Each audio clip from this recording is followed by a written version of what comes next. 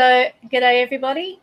We are live and just waiting this to go on. So those that are waiting, thank you for being patient, running a bit late today. Things to do, people to do. You know how it goes. So order, tonight we're going to be talking about mysteries, monsters and supernatural. Have you done your homework? No. Well, okay, we can wing it. We can wing it. We'll wing it.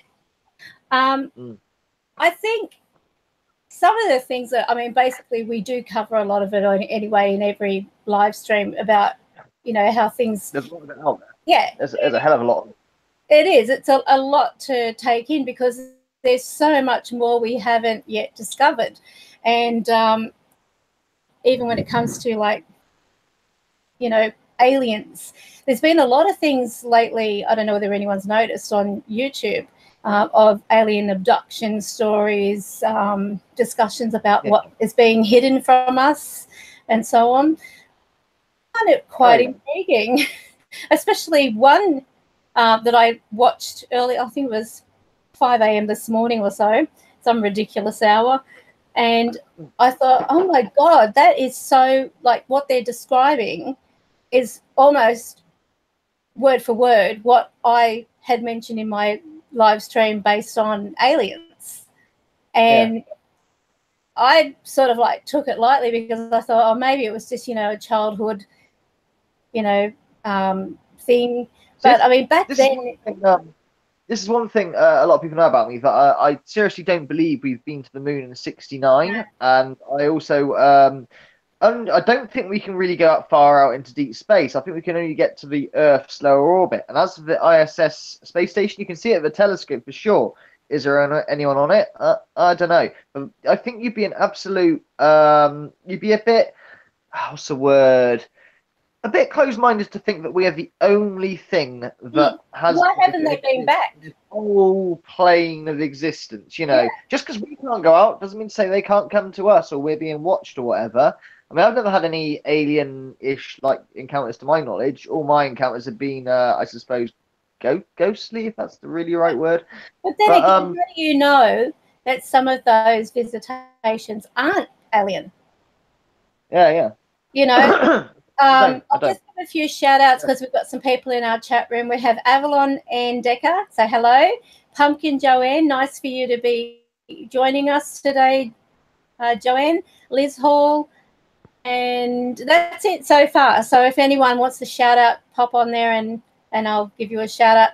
But, you know, yes, I actually tend to agree with you there about the moon incident, because when you think about it, a lot of technology has advanced since then. Space. Yeah, they can't get to it. They can't get to it. They say, oh, we're aiming to get to the moon in about 10, 20 years. So what about the 1960s? Exactly. Oh, we just lost that technology. We just destroyed it, you know, and we lost the original tapes too. Why would you lose tapes? The man's best thing. What? And another thing to take in consideration is the radiation from the moon, because the moon only illuminates because of the sun. So if you think about that, would be a radiated, you know, radiation would be on that planet, which, you know, the moon is basically. So if you think, or a star, but if you think about, you know, the spacesuits back then, no matter the type of material used, it would have to be alien material in order to combat that.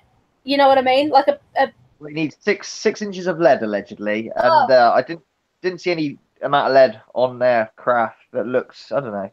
Look, I say we'll never know for sure what really goes on behind closed doors. And in this, what usually happens these day and age is they're using what you call augmented reality, which is where they're not on a space station talking to you. They're in like a virtual reality thing. I have to explain like either. You know, not explain.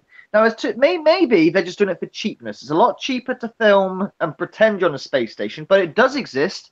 Those people are on there, but it's cheaper to film. You know what I mean? The majority of the stuff that they get is from, you know, like I do believe that they're sending balloons into space, you know, like the that type unmanned things. You can send unmanned stuff anywhere. I'm sure there are satellites that are going outwards forevermore until we lose contact with it, and hopefully something will find us. I don't know if that's a good thing or a bad thing, but you know what I mean? Yeah, unmanned stuff, sure. Yeah. When you think about when Yeah, they were sending the monkey and the dog, you know, yeah. Did it's you that. know as well? We don't have a picture of the world. That sounds really silly, but Hmm. Google, what does Earth look like? We haven't got a picture of our world. It's all Photoshop. Every single one from the 70s right way through to today. We don't have a picture of our world. Can't they just turn the camera around and show us? Hmm. I don't know. They can't. No, they don't. Honestly, we do not have one single picture of our world. Go research it. I promise you. I'm not like being a conspiracy theorist nut, but Hmm. that's a fact. That's all I'll tell you. We don't have a picture of the world in the whole as it is. We just don't have one. I don't know what the reason is behind So it. it does leave the mind really baffled, you know, when you think about it. And this is, I mean, like, even when you try asking spirit about it, I don't know whether it's like a alternate universe that they're in, that type of thing, where it's still within the realm of things. Yeah, I think it's But like different dimensions, isn't it? they, Because they're yeah, not there. I even put it to Chris. I said, "Is the world round? You know, is the whole world round?" And he said, "I can't answer you." I went, Yeah, I don't know. Look, I'm no flat earther. I want to be straight just before anyone goes, oh my God, Order's really lost it. I'm not a flat earther, but don't get me wrong. If someone shows me enough evidence that that's the case, then yeah. But so far, that I haven't seen enough evidence to prove the world is flat. So as far as I'm concerned, it's round for the minute, you know. But yeah, but I it mean, is just the fact a that, lot you know, of like, weird. it does raise a few eyebrows. It does Yeah. certainly make everyone question things. Why can't we have a People, picture of Earth? Why can't we have that? It's a very simple thing. We can get pictures of Saturn or whatever. So why can't we have a picture of the Earth? You know? exactly. Very bizarre. But that's not all. You think about, you know, the way technology has come. I don't think they, at the time, when you think back then, they didn't have the access to computers in the residential home. They didn't have all that. So they, in their wisdom, may have thought, well, you know, they're never going to know. You know, Well, Russians tried, didn't they? And the Russians were like, "This can't be done." You know, we've killed several of our own men and animals. They knew it couldn't be done for whatever reason. The closest they can do is, like I said, is all we can orbit and we can go like out a little bit, but we're stuck. We can't go any further. You know, manned, not about unmanned. You can send anything you want far, far out. You know, if it's not affected by whatever. But we're just sort of stuck in this orbit for whatever reason. It's just very, very weird and bizarre, you know. But they had to beat the Russians, and you know, seeing is believing. You see it on TV, or it must have happened. It's only when you really look into it. I know that some people say, well, "What about the lasers? You can, you know, you can fire a laser up to the moon, and it will reflect and come back."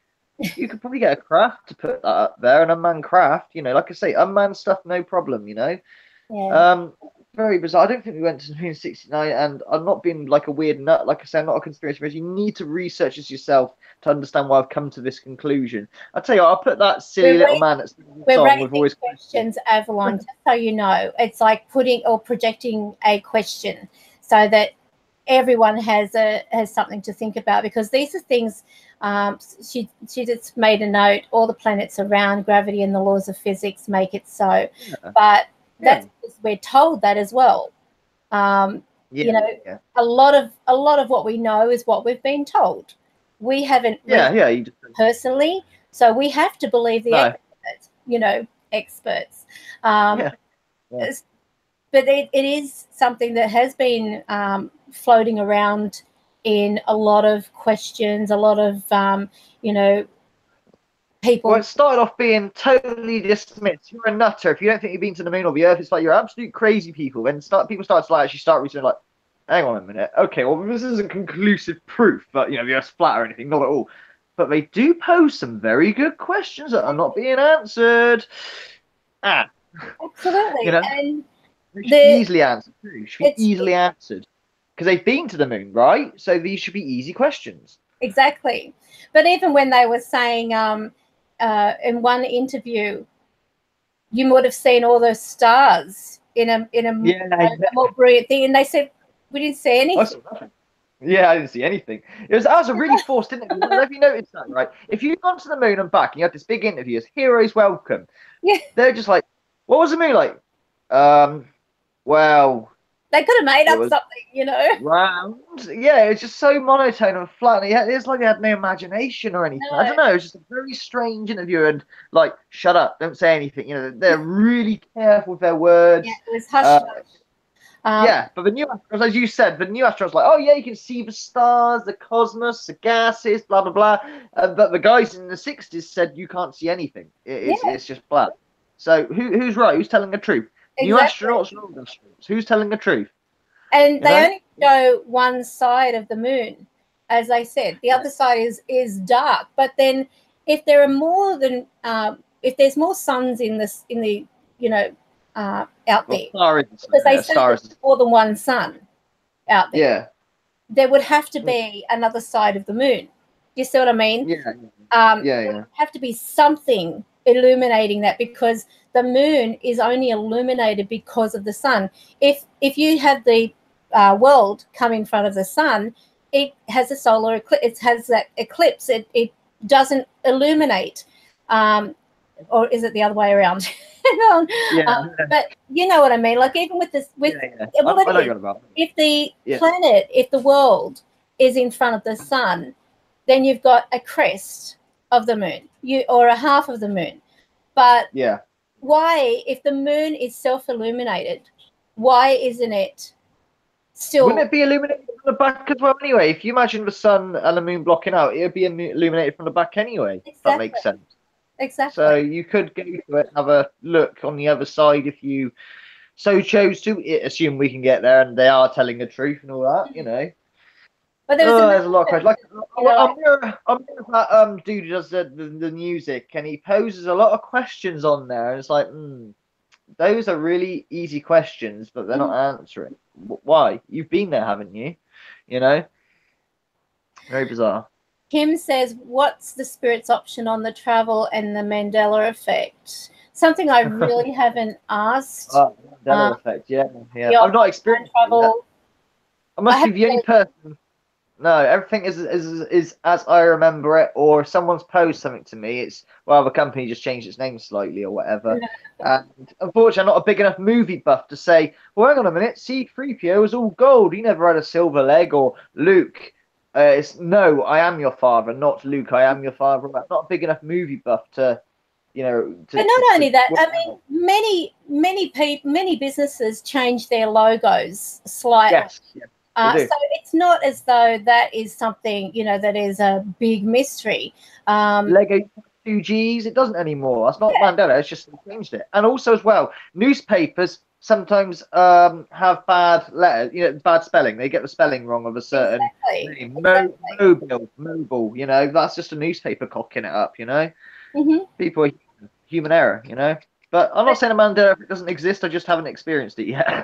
Well, it's Thankfully, I guess. interesting that only after Mandela, everyone's talking Yeah, about the before he Mandela died. effect. What happened I knew he before died. Nelson He said Mandela? now, but yeah, a lot of people are like, oh, didn't he die years ago or whatever? Because he died semi-recently, so to say. And I'm Yeah, like, but don't forget, no, this he could didn't die also years be ago. bad reporting, bad Yes, yes, editorial. There are some that just for the dramatics, they will put out something that has happened because it sells. It sells their yeah, newspaper. It gets the attention, that type of thing. So I mean, it all yeah, comes down to editorial. It also comes down to like.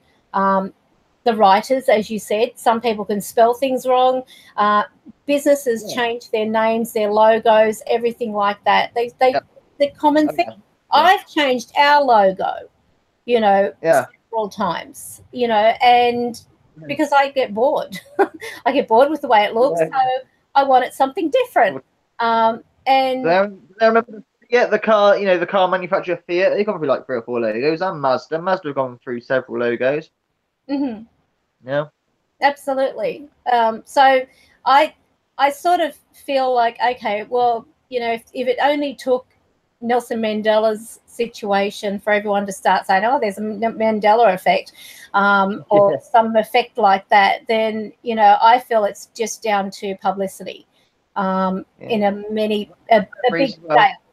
You do remember things differently or whatever correctly. I mean, how many times have you remembered song lyrics and you go back to the song like, okay, that's not the lyrics or whatever. Yeah, like I said, I'm not saying that sort of thing doesn't exist, parallel universes and all the rest of it.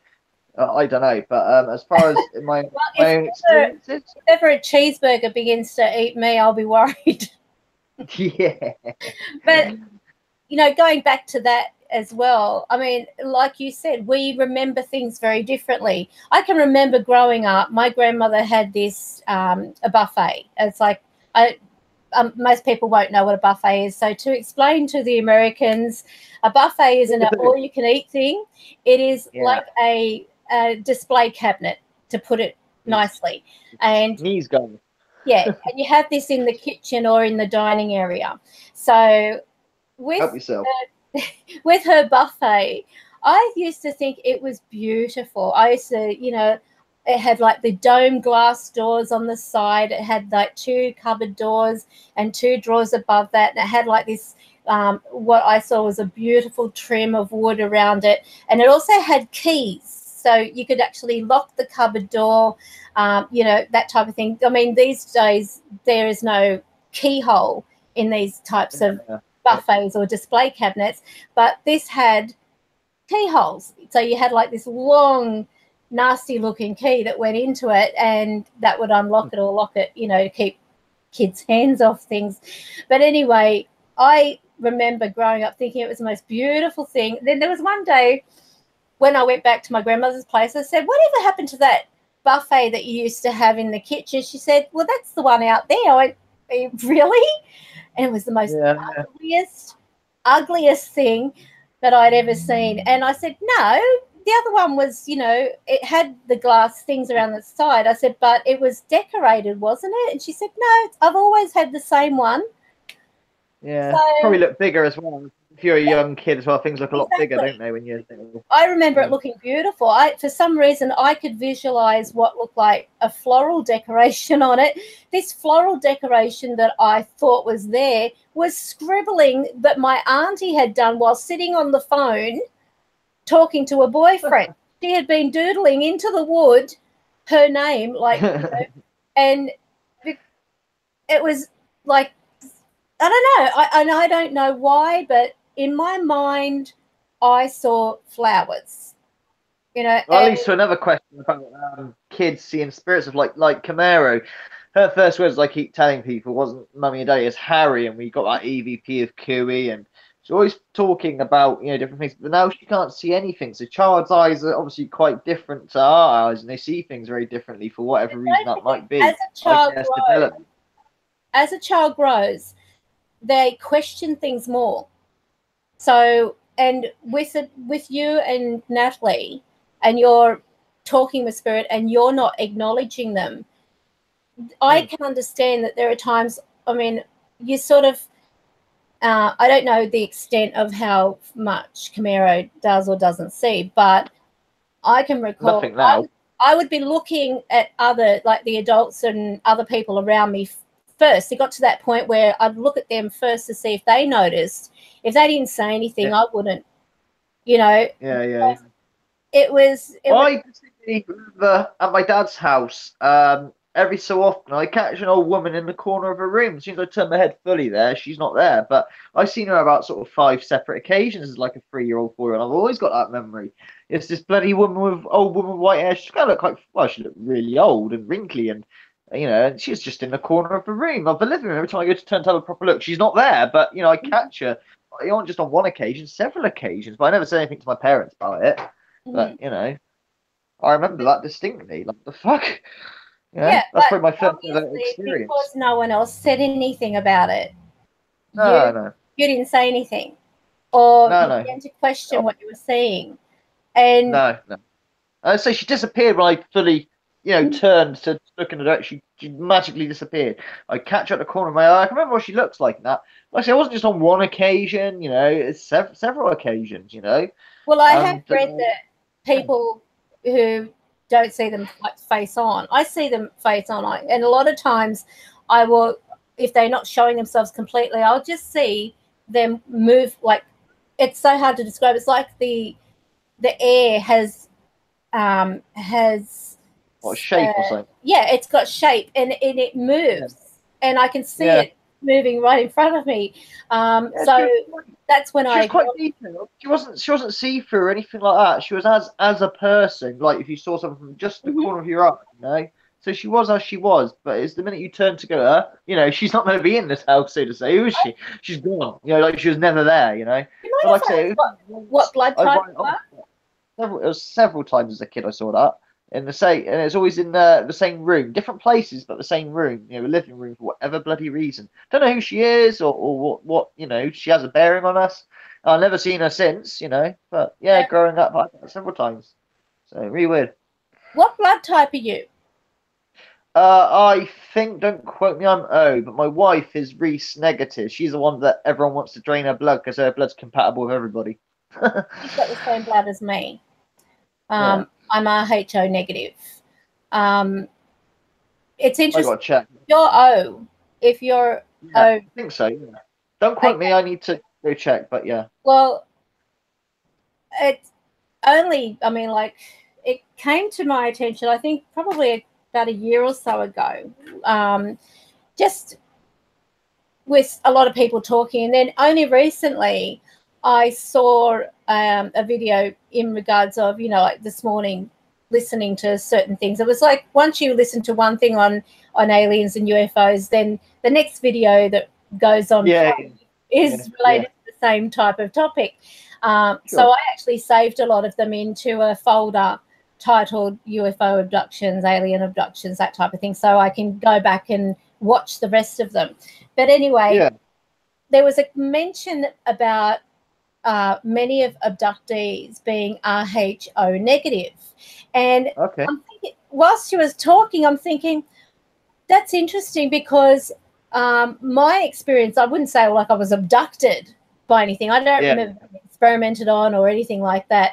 I do remember, as I said, looking out what looked like a porthole thing, seeing my mother's name on a what looked like a headstone and a name Karen next to it, asking who the bloody hell's Karen? Yeah. Yeah. Because Yeah. my name back then was Angela, and so Okay. it didn't trigger, like I didn't understand the logic in having someone by the name of Karen because there was no one in my family called Karen. So Yeah. of course the questions were raised, and I remember asking my mother at the time, saying, you know, when I felt like I was in a dream, you know, like that's how it was for me. So I can't say with a 100% hand on heart, yes, I did go into a spaceship or anything like that. I can't say that because it didn't Yeah. feel real to me. It felt real at the time, but after the event, it was like, was that a dream? Like it was so realistic. But then it got me asking questions. Who's Karen? Mum said, I don't know. I don't know any Karen. Yeah. So that, I mean, I felt like I was seeing the future. But then Right. technically, when I was sitting there at my mother's grave one day, looking at it, all of a sudden it was like, when you have like that deja vu. And Yeah. I know I was looking at that angle, looking at my mother's plaque, and right behind it was a road, and there is a road right beside my mother's grave because she's in a rose garden, and I'm going to be put right next to her because I've got the plot, next to her, but it's where the ashes go. So initially, that was what also threw me because my mother at the time, way back, said that she was going to be buried, and they had actually bought plots. They bought like a family plot type of thing. Over the time, obviously, their times got hard. They sold them. I guess they never thought they'd die. That was my Yeah. dad. They sold them, and it ended up that they decided to be cremated, which is probably a good thing because after a certain amount of time, I think it's 99 years or something, they put other people on top of the actual grave. It's no longer that headstone's Okay. removed, and Yeah. so you don't own that plot anymore. It's Uh, up for grabs type of thing. That's why they dig yeah. so Not far down. forever. Yeah. Yeah. Yeah. So with the fact of being cremated, that's always there. because it's a very small space you're taking up, and you're in a garden, you know, so that's pretty much the going thing now. But anyway, so cut a long story short, I questioned it, and then seeing that thing this morning, I'm thinking to myself as I'm watching it, and they're saying the interesting fact is that a lot of the abductees are RHO negative. And I thought, I wonder if there's a connection with people who also see and hear spirit, if they're RHO negative. And then honestly, I swear to God, within about 10 minutes of thinking that, and I think I even typed it, and I was writing my type of experience, and I said, this is just bizarre. And then out of the blue, she says, and I saw spirits as a child and also into my adulthood, and I see them, like, and I hear them. And she wasn't actually a practicing medium or anything like that, but she divulged this, and I thought, oh my God. And so I put in brackets, oh my God, she just said that she also saw spirits, you know, like ghosts, and I was blown away, because I'm thinking there must be a connection. There's got to be. I mean, how can I mean, back then as a kid, I can't recall watching any movies except for, you know, probably the Porky Pig show. And I wasn't interested in TV, basically. They didn't have, you know, grand theatre stuff, and, you know, at best they'd probably have Dracula and Frankenstein and Wolfman, I mean, when they had the TV. So, and it was all black and white. But I don't recall watching any alien shows until there was like that Close Encounters Steven Spielberg thing, you know, way in my, you know, teens type of thing. But with all that, there was nothing to suggest to me at the time to make up this stuff. You know what I mean? Having that kind of situation where I thought I was dreaming. I remember distinctly in my mind, like I thought I was dreaming. As I said, I walk outside, it's like the sky was alive. I could see this, like everything. It was like the solar system, the planets just moving around. I could see these spaceships flying rapidly past me. I could see this tiny little one with honestly no bigger than that come down, and it was like hovering around me, and it seemed to sort of like be able to go through things, like went through my front door. The front door was shut. I remember looking at the front door. The front door was completely shut. This thing seemed to hover there, and then all of a sudden it just sort of merged in. It went through there. It didn't obliterate or anything like that.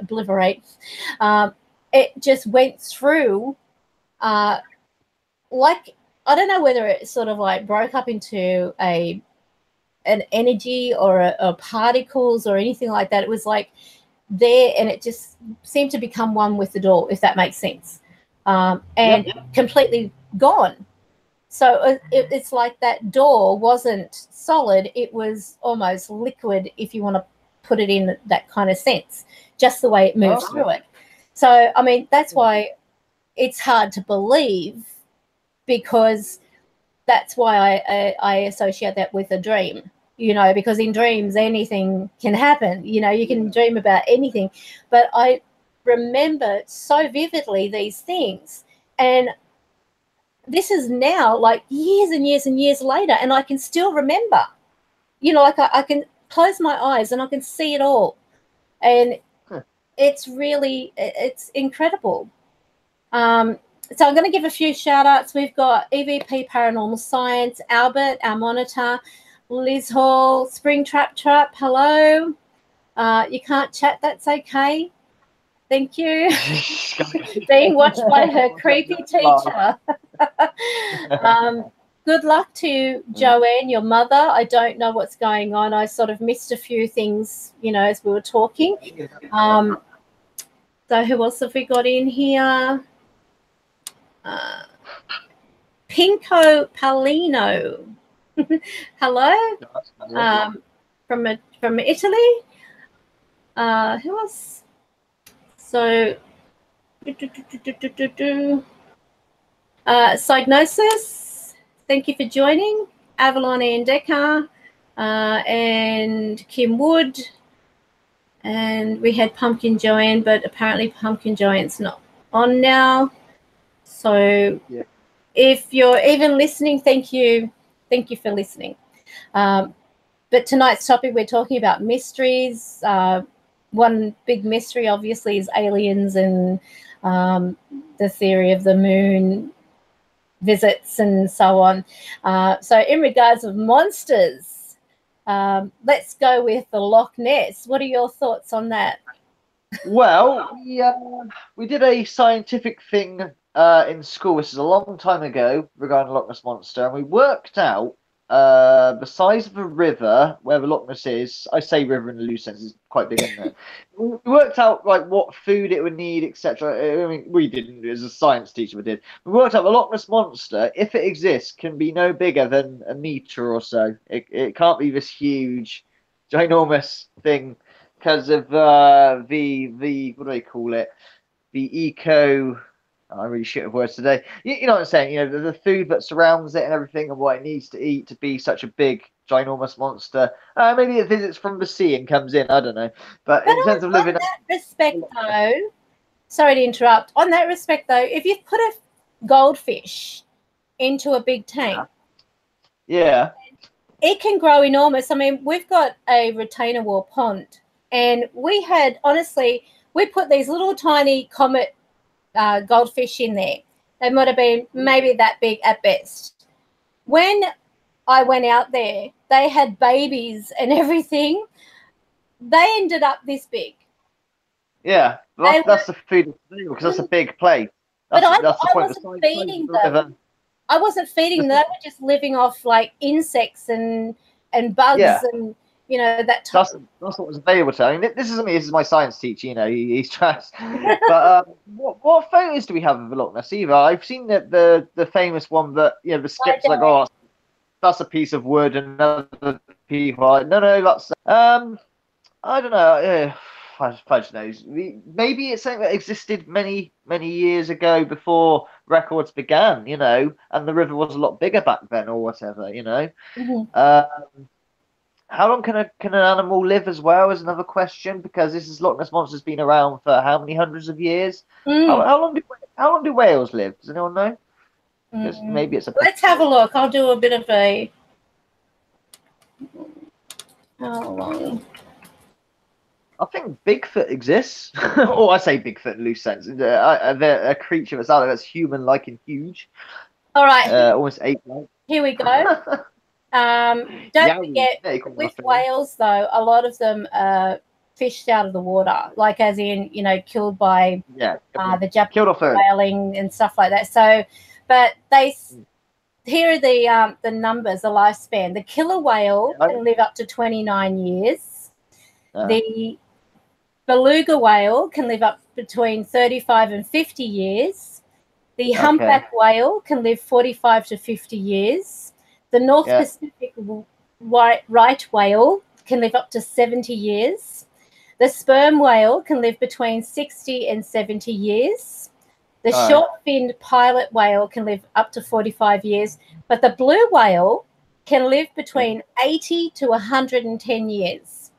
Okay, that's a good lifespan. But so assuming this monster can live 100 to 150 years even, it would probably be dead by now then, wouldn't it? It wouldn't be alive now. I don't think you're going to get any sightings. One, I would be under the assumption there is a mate. Yeah, they have. Yeah. Biology unless it has like a frog gene where it can, evolution. That was it. Yeah, it can procreate without the use of, which asexual. Is how it should be. Asexual. Yeah. That should be our choice. Loch Ness Monster's asexual. You heard it here first, folks. What is it good for? So, sorry, I couldn't help myself. Now, there's something here. Oh, no. What is this? Oh, something's interesting. Okay. And this is from the National Geographic. Meet the animal that lives for 11,000 years. Oh, Let me share this page. That's got to be one of those. I forgot what they're bloody called now. They're not microscopic. They're quite small, and they can live in just about any condition. Forget cockroaches. Oh no, it's not what I thought it was. What the hell's that? It's like a whale, but not. Bowhead whale surfaces from a dive in the chilly waters of Lancaster Sound, Canada. 11,000 years. What is the top ranking of the longest living animal? Muhammad Labi Labahu asked weird animal questions of the week. Some days it feels like it might be me. Kidding aside, humans these days live pretty long lives. The average global life expectancy of someone born in 2015, 71.4 years. With some adult female mayflies, which live for under 5 minutes. Yeah. And lay eggs. Talk about speed dating. Yeah. I like posts like this. We did some digging and found some animals who are really getting the use out of their senior discount cards. The old clam and the sea. What's this? The sea harbours many a I can't even pronounce it. Take sponges, for example. People often forget sponges are animals, and some of them very long-lived animals at that. Sea, blah, blah, blah, blah, blah. Said via email. Estimates of sponge longevity may be quite vary quite a bit, but are often in the thousands of years. One study in the journal Aging Research Reviews note that a deep sea sponge from the species Monohorhaphus tuni lived to be 11,000 years old. That's a sponge. Right. Well, who would have thought that? So it says, yes, the sponge is an animal and it has a remarkable lifespan. So interesting. Ming, a Guahog clan. Okay.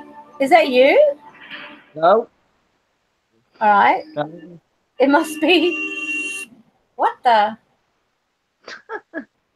Oh, it's a video. Okay.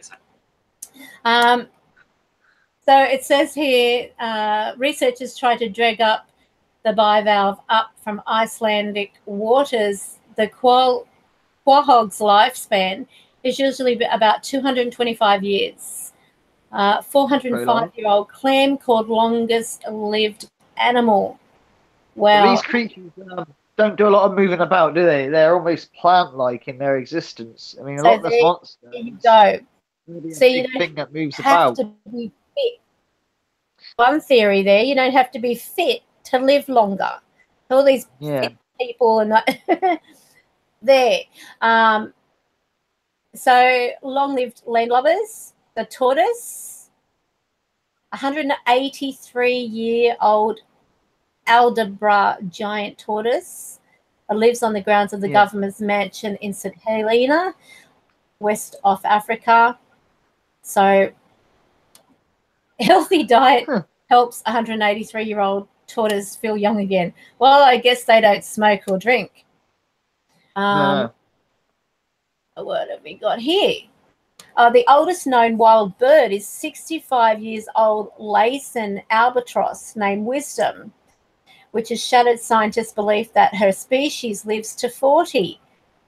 Not only that, Wisdom is still giving birth to and raising healthy chicks.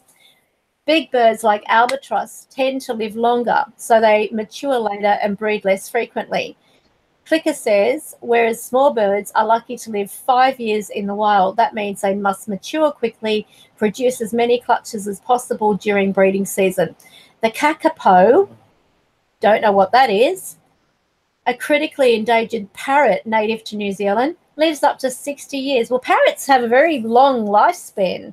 Yeah. They do like 80 years and stuff. And that, like the yellow-crested cockatoo. What is that? 80 years, something like some ridiculous thing. So when they say they're for life, they're not kidding. No. Oh, what's this? NASA plans to send humans back to the moon. NASA plans to send humans back to the moon. Let's have a look at this, shall we? All right. So, looks like lost technology. That looks interesting. Oh, there's 4 photos here. Ooh. Okay. Looks like something from My Dream of Jeannie, doesn't it? Yeah. All right. NASA has been subjecting its Orion space capsule to a battery of tests designed to tell whether the spacecraft is ready to ferry humans into orbit and beyond. So far, the capsule seems to be on track. In a series of maneuvers this week, a joint team of NASA and US Navy specialists successfully recovered the spaceship from the sea off the coast of San Diego, simulating what would happen when a deep space mission splashed back to Earth. If all goes to plan, Orion will become NASA's flagship technology for launching astronauts to orbit and even to deep space. Haven't they already been? Including the lunar surface and maybe Mars. And I thought they've been on Mars. Okay. I don't know. Mandela effect. Here's what it's done with Orion. The rover thing to Mars, a little robot.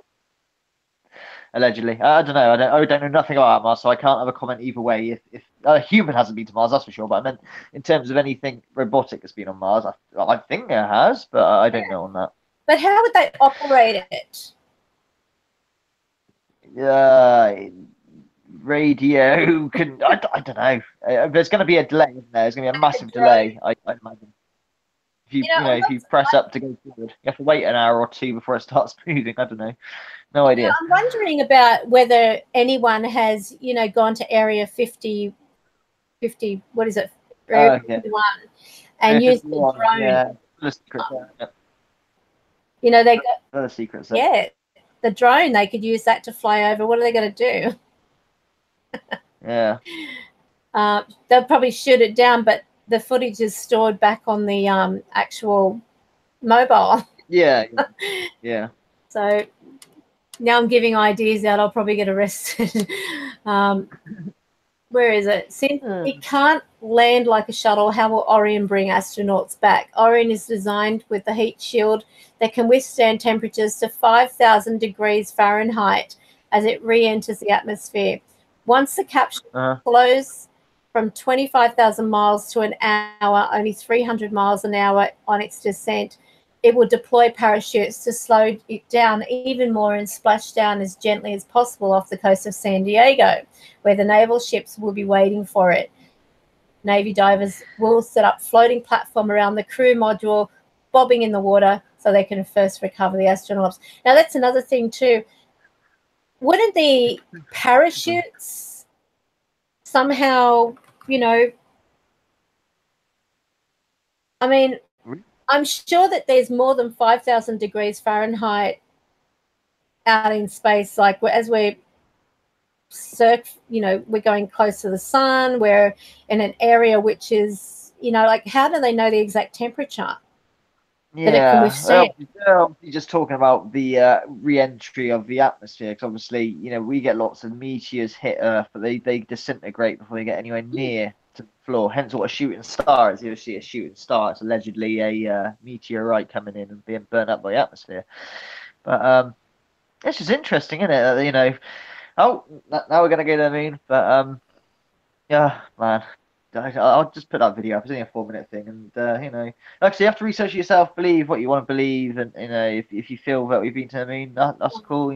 Maybe we have, maybe I've got it all wrong, but there's a lot of very easy questions that aren't being answered. If you've been, you would know the answers to them and stuff.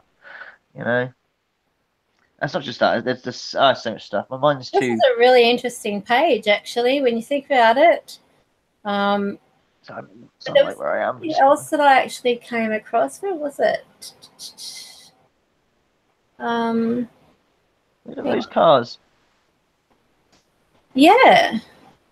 Is that a graveyard as cars? What? Eh? This is technology could transform life in cities using a LiDAR to show us each street crack can help urban design improve quality of life.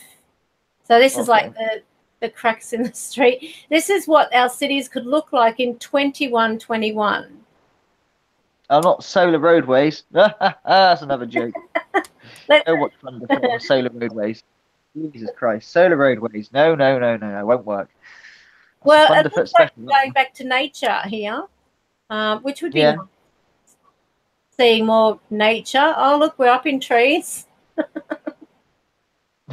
Right. Yeah. Oh, yeah, right. Trump building. Yeah, yeah. I wonder where they get the infrastructure to do these things, you know? The ground starts to quiver. Oh, what's this? Soon, That's earthquake.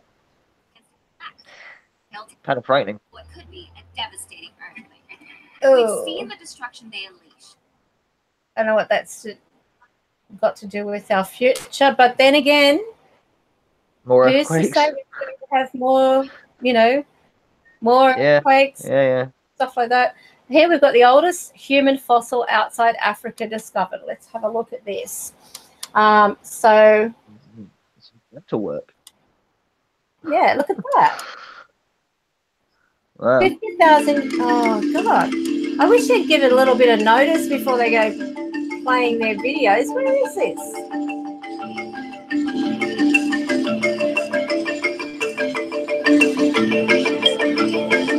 Oh, this is a video. I'm getting too old for this. All right. The largest, what is this?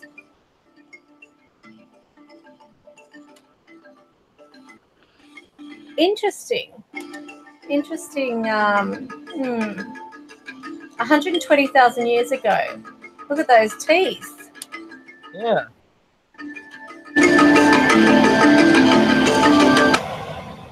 Fascinating. Definitely. It makes you wonder too, like back then, were these people, I mean, like their teeth aren't that bad when you think about as far as cavity, there's no sugary diets, stuff like that. Yeah. Sugar, did they? Yeah. Meat and plants. So no, you probably wouldn't have that bad teeth in that sense. Look at that. I mean, like that's not too bad when you think about junk the way they today. Today's teeth, oh boy. And that almost looks like it's cement when you think about. Yeah.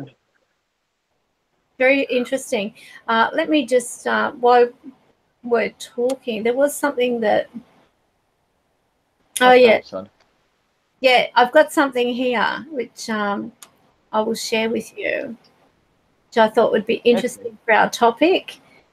29 of the most famous alien and monster photographs ever taken. So I don't know whether you saw also there was a video that someone had captured, and it was from a webcam, and it was up in the Gold Coast area. Now they actually captured what is they describe as a flying saucer coming right down the water.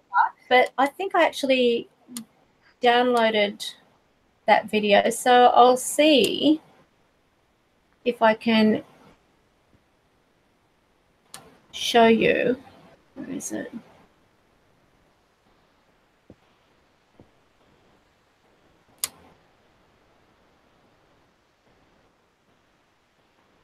I'm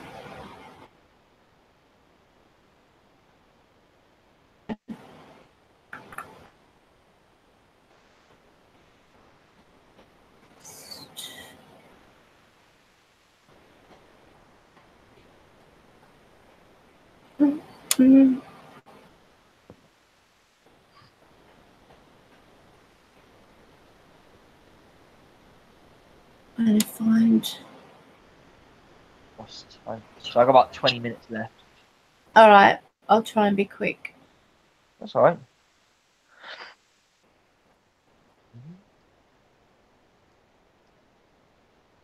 Where is it? Let me see if I can. Sorry, people, bear with me for a second. I'm going to have a look and see. Oh God, where is it?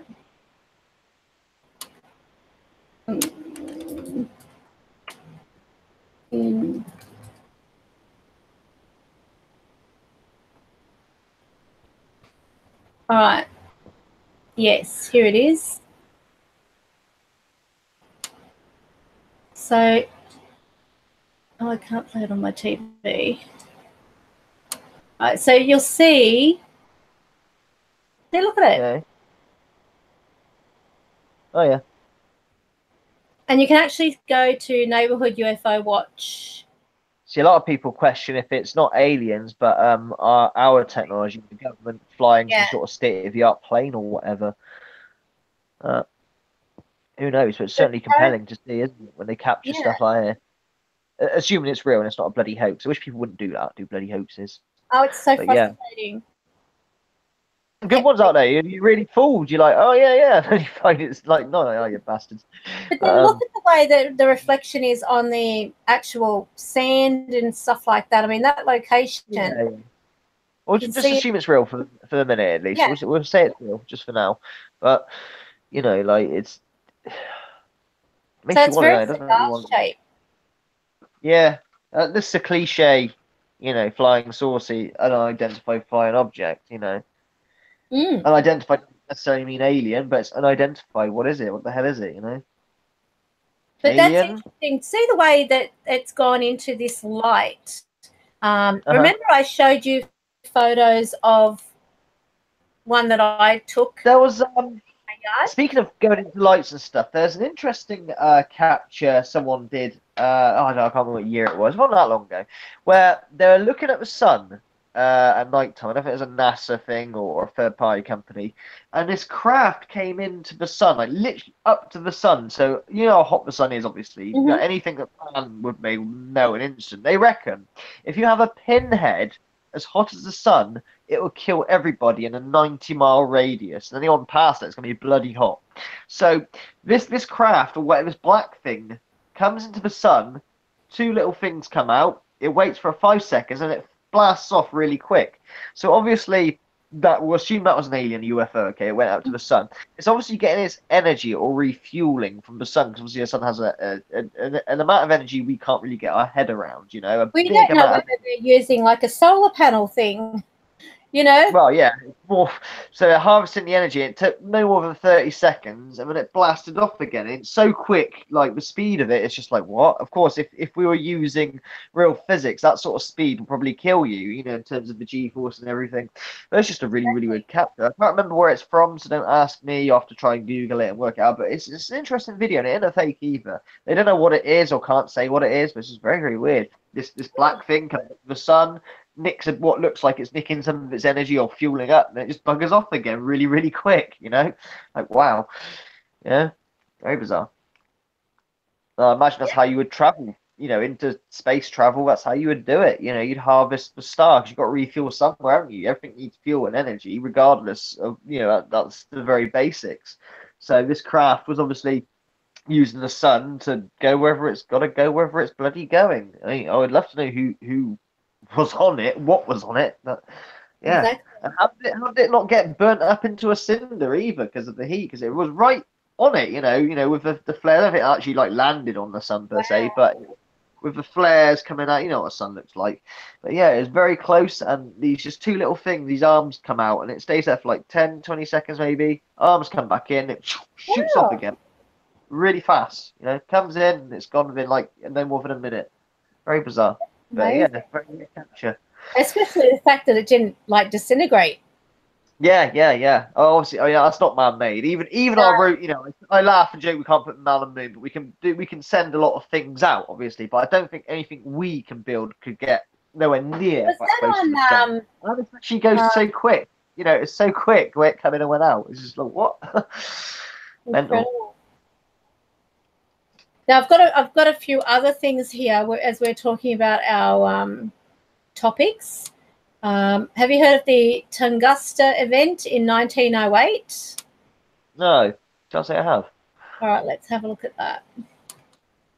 Because it's all I've here. been interested in I- radiation lately, Chernobyl, and watching a lot of documentaries on the Chernobyl and Oh, that's that guy fascinating. in 1999.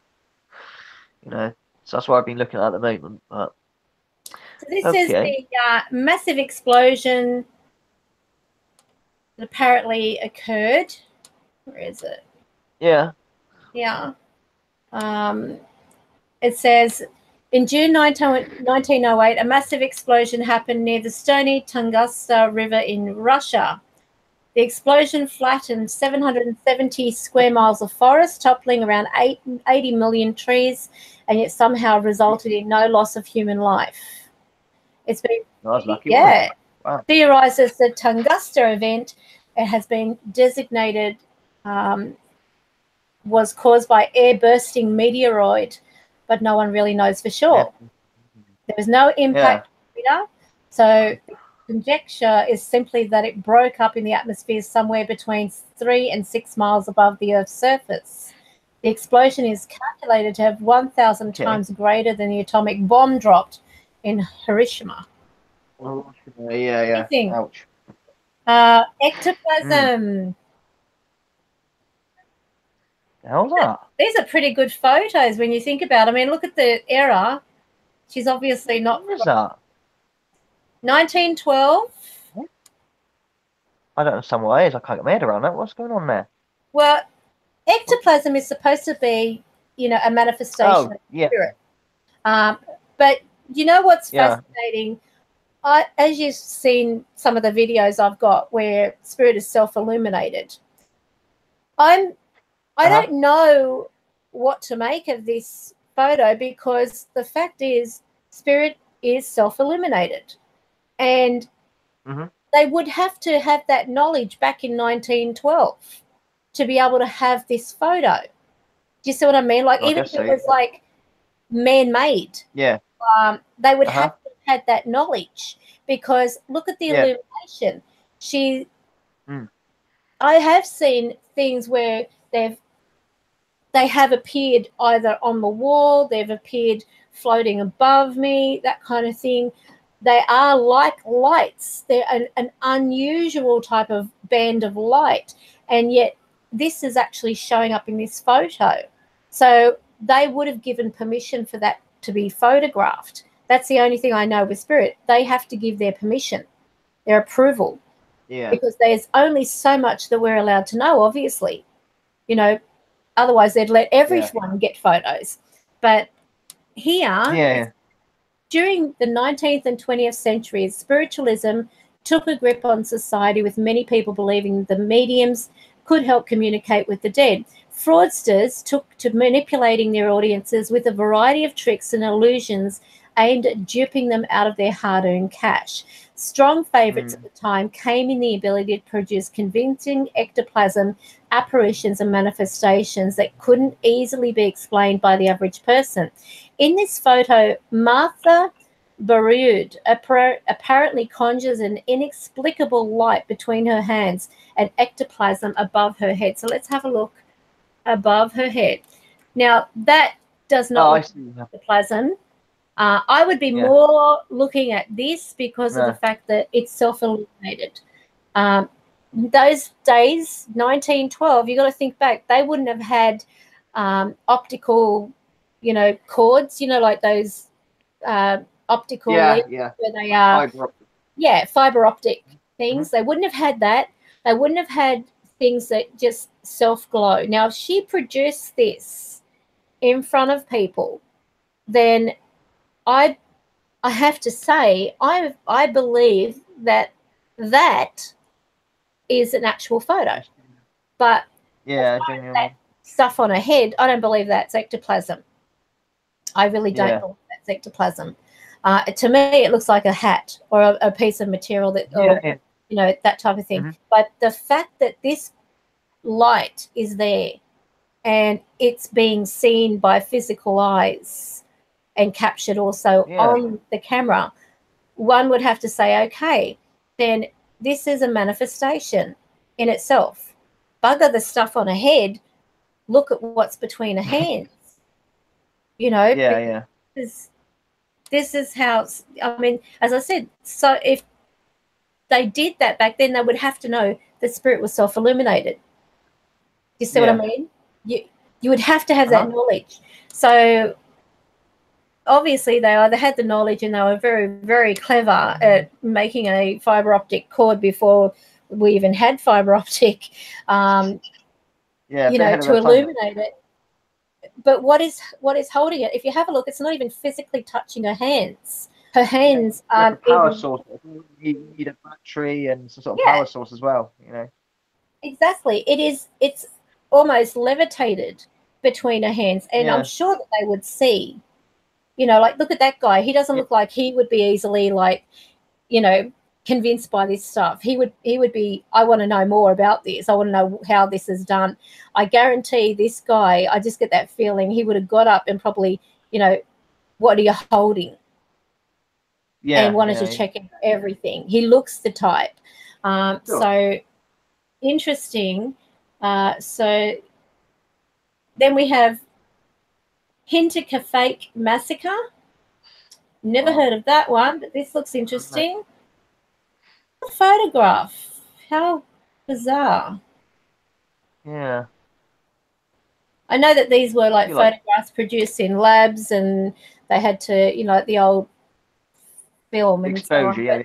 But, but look at the strange light. This almost looks like pareidolia, like a face type of thing, but it could be, you know, reflection through the glass. In Germany, a horrific massacre took place where 6 people, including women and children, were murdered with a farming implement. There were several things that turned this tragic farming, several things that turned this tragic event into an unexplained mystery and a crime that was never solved. A suspect was never found despite over 100 people being questioned. There were several rumours about Farmstead being haunted and the attacks that happened shortly after the arrival of a new maid who was also killed. Were apparently lured to the barn where they were killed one by one. The events were even more sinister when evidence of that unveiled suggested the murders stayed in the house for several days after committing the crime. Decades later, a multitude of investigations have been carried out with no further results. Wow. Oh, we've seen all this, the traveling hipster. Yes. Look at the glasses too. I mean, like, what is this, like a photo manipulation? Who knows? You know, it looks there's like a lot of confusion of this sort. So not this one, but there's photos of a guy on his phone and stuff, and you know, another guy's looking on a tablet. It's just a notepad or something, you know. But that one is a bit of a weird one, though, isn't it, with his glasses and stuff? But certainly does. Do you know that there was something that I actually read too, that back in, was it 1960? I think it was 1967. You know about a Philadelphia experiment? Is that what you guys say, the Philadelphia experiment?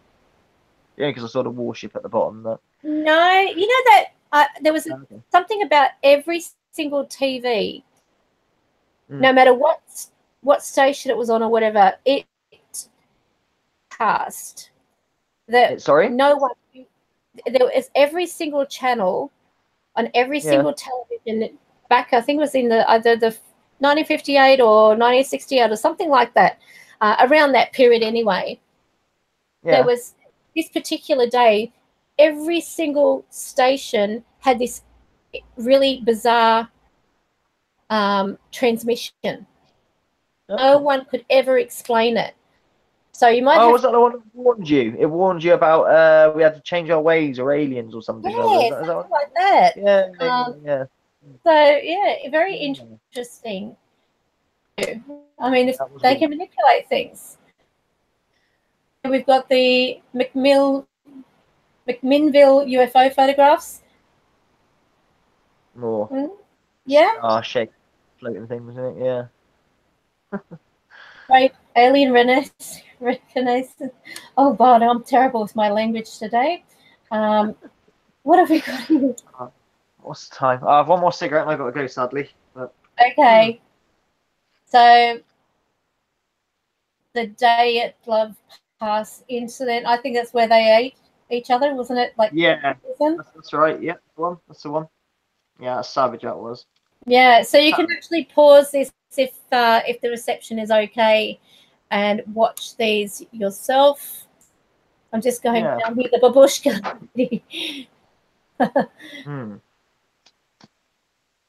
The Solway first spaceman. Well, we know that's fake. Yeah. That was debunked. That one.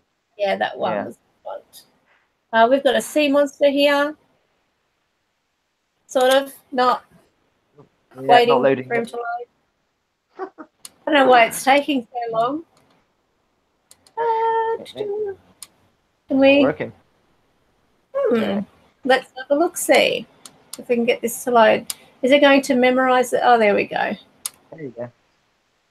Oh, I've seen that one, but I don't know. Yeah. Long. It is weird.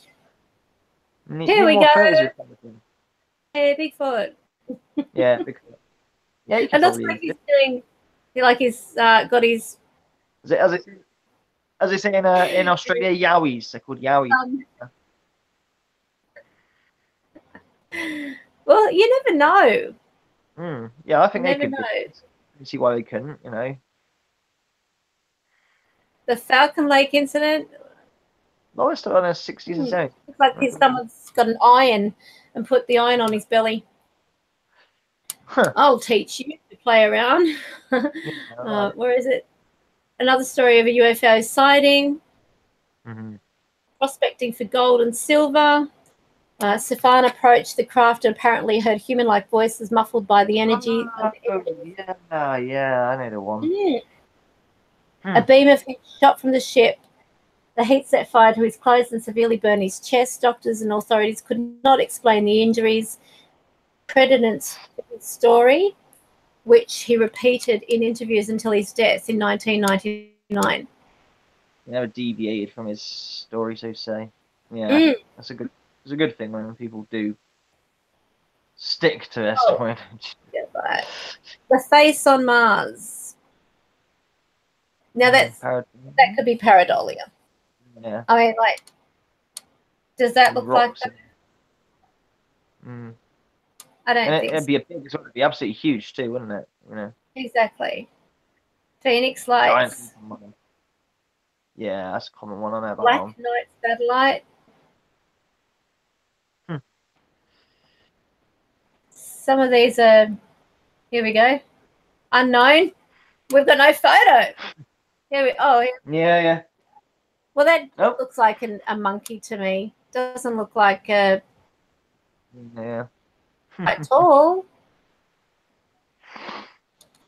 Let's try zoom out. Good looking thing. Juvenile Bigfoot. Okay. 2007. Oh. Now. Santa Claus. Tesla didn't like. That looks like to me someone has moved the camera on. Yeah. You know, dodgy exposure. The aperture being probably 1 second or so. But then again, it may be that there was a light there or the sun, and I don't know. It's just a bit peculiar, especially with the fact that they've got these. Yeah. But if you have a look at that could also be like a, you could say that that's like an audio wave. So like a spectrogram. Who knows? Is this going to load? Here we go. There we go. The Raystown Ray. So I guess a lock type of thing. Yeah. That's quite big when you look at the land in comparison. Yeah. And it's good that they've got actually something to compare it next to. But who knows? It could be a log. Yeah. Pyramid where? Oh, that's That's it. That's probably a rock. Baltic Sea anomaly. Well, that's interesting. Oh, this looks like that saw, which we thought was a spaceship. Yeah. and it wasn't. It was actually like, some man-made around. Now this was interesting. Oh yeah. This is very bizarre case. Yeah, I mean, how she got into that? Yeah, just Google that, guys. That's a really interesting one. It's quite semi-recent as well. She's obviously hiding The from actual something. video is up on the internet. Yeah, she's having a So episode with him. But how did she end up in that water tank? I'll never know. Very bizarre. Exactly. But she's definitely hiding from someone. Yeah, so something spooking her. The way she's acting was really strange. Really strange. And they didn't find any drugs in her system, so there would be either she's got a mental problem, or she is actually. How did she get in that tank though? You can't really get into it. You'd have to be put in it, kind of thing. It's very bizarre. And then you started noticing when, like, they turn on the taps and the taps smelt funny or whatever, because obviously she's decaying in there. Have you seen this one? No, I can't say I have. Well, when you actually watch the video, if you type in the Portuguese chupacabra, or however it's pronounced, I'm not having a good day with pronunciations, as you can tell. I'm just having one of those, Yeah. But that video shows it walking down here, but it gets behind this bush and you don't see it. So it be continually walking. Why would it just behind that bush? So I don't know. I don't seem to feel this is real, this one. It does look a bit. Yeah, looks CGI to me. So then we've got unexplained Mars object, which we can't see. Oh, yes, we can. So yeah, that's sort of, I don't know. What do you do there? I'm trying to sort of trying to increase the. Is it floating or is it on the ground? I don't even look like. I don't know what Mars looks like, but it doesn't. No, that's right. And it's got like tracks here, tire tracks. So you don't know. This is the thing. Yeah. You don't know. So, yeah, but if you have a look up any of those, they are quite interesting. Check them out. Yeah. On the internet. Have a look at the videos, especially that one with that girl. Yeah, Lisa Lamb. That was a fascinating case. That is very fascinating. Because nobody knows. I mean, what was going on? The way that she was like looking out that elevator door, and she was hiding. It was like she knew something was there, and she's talking to something. So you can't see it on camera, but you can see her physically talking. So let's have a very quick look at. Oh, we've got some. It is a creepy thing that I've come to. Scott Preston, Tara Bell, Mary Callahan. Thank you for joining. I got to go, unfortunately. Yes, our time has flown, hasn't it? So, and I'm sorry for being late. I've, got held up. No worries. I've been away 2 weeks, so yeah, it's all good. Yeah. So everyone will probably want to know, how's Natalie? I'll let you know Monday, okay? She's had several blood tests and urine tests. The doctor who's dealing with her case said, I can't speak to you. I want to speak to you on Monday, basically. But now he said, no, I need to know what's on those results. And I can't really say too much, but some sort of her blood cells are very small, some along those lines. No white blood cell count. I don't know. It could be just simple anemia or something. But Monday, But there's so much going on. There's no point in me doing like a daily video because we don't know. We really don't know. All we do know is the MRI and MRA, shouldn't have a 2 MRI, she had an MRA the next one, were clear. But the doctor said, we had our money on that you had an aneurysm or you had a brain tumor. It was one of the two. So we are a bit perplexed by it. But like I say, the blood tests have come back and something to do with the blood and white blood cell count. Has she felt anything strange across the top of her head at all? Has she felt like has she felt or described a strange electrical sensation across her head? Don't know. I have to ask her on that. She's just very lethargic, not very well. And like if you touch her back, it hurts.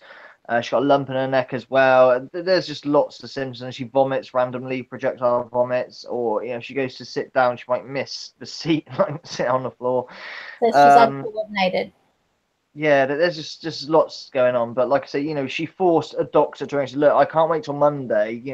This isn't funny feeling like this. Can you just tell me? And they gave the results, but they didn't explain them. She said, look, we're not going to explain to you. This is what's what. And they sort of lied to us as well because, like, I know what they're doing, and they're trying not to panic us until they know exactly what's what, but they don't tell us what they think, They're just sort of like, oh, yeah, it's okay. Like, they took her blood pressure about, like, 10 times. She's, I just got to do it again because I messed it up. I just got to do it again because I messed it up again. Oops, this machine isn't working. Let's try a different machine. Oh, this one's not working either. Oh, come on, man. You're getting a result you're not happy with, and you're just making sure, just things like that. So... But when I know, I'll let you know. But I really don't know fully. But she wants to talk to her desperately when she's back in the doctor on Monday. And the bottom line is something to do with small blood cells or white blood cell count, calcium as well. And I don't know. Like I said, hopefully it's just something simple like anemia or something. That'd be nice, wouldn't it? Just a nice, easy, have a load of iron, you're okay. But have an answer. I don't know. Just to have an answer. I mean, they can see that the poor woman is stressing and the family is stressing. They should, they look. This is what we're the only person who's like unhappy. Well, not unhappy, but who's not jumping around and going, "Yay, I haven't got a brain tumor or an aneurysm," because the fact is, I still, are having these symptoms. Yes, it's good. I don't want cancer. I don't want these bad things to be. I want it to be a simple thing, but what I'm worried of, she says, all these tests are going to come out clear and they're just going to send me on my way. And I've got to live like this, feeling like crap, But I'll work it out. But like I say, there is something there in her blood. So I'll let you know. Monday, like I say, they're ringing us up and going through the results properly. Like I say, she sort of forced another doctor to read her results, but she ain't explained. So, but they're keeping their cards close to their chest. I really got to go. I guess they've got to be sure. Yeah, I'll let you go then. Well, take care. Tell Natalie we're praying for her and sending her positive thoughts. Hopefully, she gets an answer soon and everything's good. So I'm hoping it's something just like anemia or something. That's what I'd like. It's not a great thing to have anemia, but it's very treatable. Just iron tablets, and you should start to feel a bit better. Why don't you try them? They can't do it. We're going to speak to the doctor first on Monday just to see what's what, and then we'll go from there, I guess. But yeah, more like, thyroids, when I was mentioning, like, we asked about a thyroid. Like I say, she's had so many tests over this past week. So, and each one of the results are coming in now, so they're on it. It's just obviously they're being sure, I guess, rather than spooking us out. But they're very quiet, not telling us what's going on and being sly. Like I say, taking her blood pressure like me 10 times and just saying, oh, yeah, it didn't work that time. Sure, it did. There's just something. Yeah, her blood pressure is really, really high. So I'm not, almost hospitalization high, which is another thing, which the nurse slipped out. This nurse keeps slipping us things. So I think she knows, I gotta go. All right, I'll let you know when I know. That's what I can say. I don't want to give any wrong information out there. True. Take care, Phyllis. Thank you very much for all your kind support. Yada yada yada. See you next time. All right. All right. Take care. Bye. Bye. Okay, so thank you, Mary. I don't know about the like button. I did actually disable likes and so on because of that my page, and for some ridiculous reason, and going in for the haul. But I mean, that's not important to me. It's just the fact that, you know, you're enjoying the videos and you're getting something out of it, instead of just, you know, talking about other people, if that makes sense. Because I can't be bothered with stuff like that, you know. I don't know what's going on with the paranormal community. I don't know what is happening, to be honest, if it's to do with, you know, people that are backstabbing other people or trying to run them down to the ground. Not interested. Move on type of thing. You won't find me now. My gripe was before, just to sort of add to things, my gripe was in regards of Huff, but, you know, even that I can't be bothered with anymore. So what if the Loch Ness is a crypto or shadow entity that manifests in the water? Who knows? Who knows? I mean, because no one has a solid answer on it, and the ocean, let's face it, is a very big place and a lot of hiding places, and there's a certain amount of space. I mean, you don't know if this is a monster or a dinosaur. I mean, it survived. It seems to had adapted in a way that it can rise to the surface from a very shallow depth. But then usually those in the most shallowest depths are blind. They are almost transparent, a lot of them, or they are white, so that because they've got no light, no natural light hitting them. So I don't believe that the Loch Ness monster is something that is from right in the deepest depths of the ocean. Otherwise, I would assume it to be blind. I would assume it to be white, and you'd probably find more of them washed up, you know, somewhere when they begin to die. But again, yeah, it could look like just a wave that's giving off a pareidolia. This is the thing. And this is why, you know, some videos, take them with a grain of salt. I mean, even with mine, I can't expect people to believe everything that I put up because of the fact they aren't there. So unless you're there and you're seeing it with, you know, your own eyes at the time, it'd be very hard. But, you know, by sharing evidence, that's what's important. As long as you know in your heart that you aren't creating it just for the sake of getting attention or likes and stuff like that, because that's not what the pareidolia, I've got that on the brain now.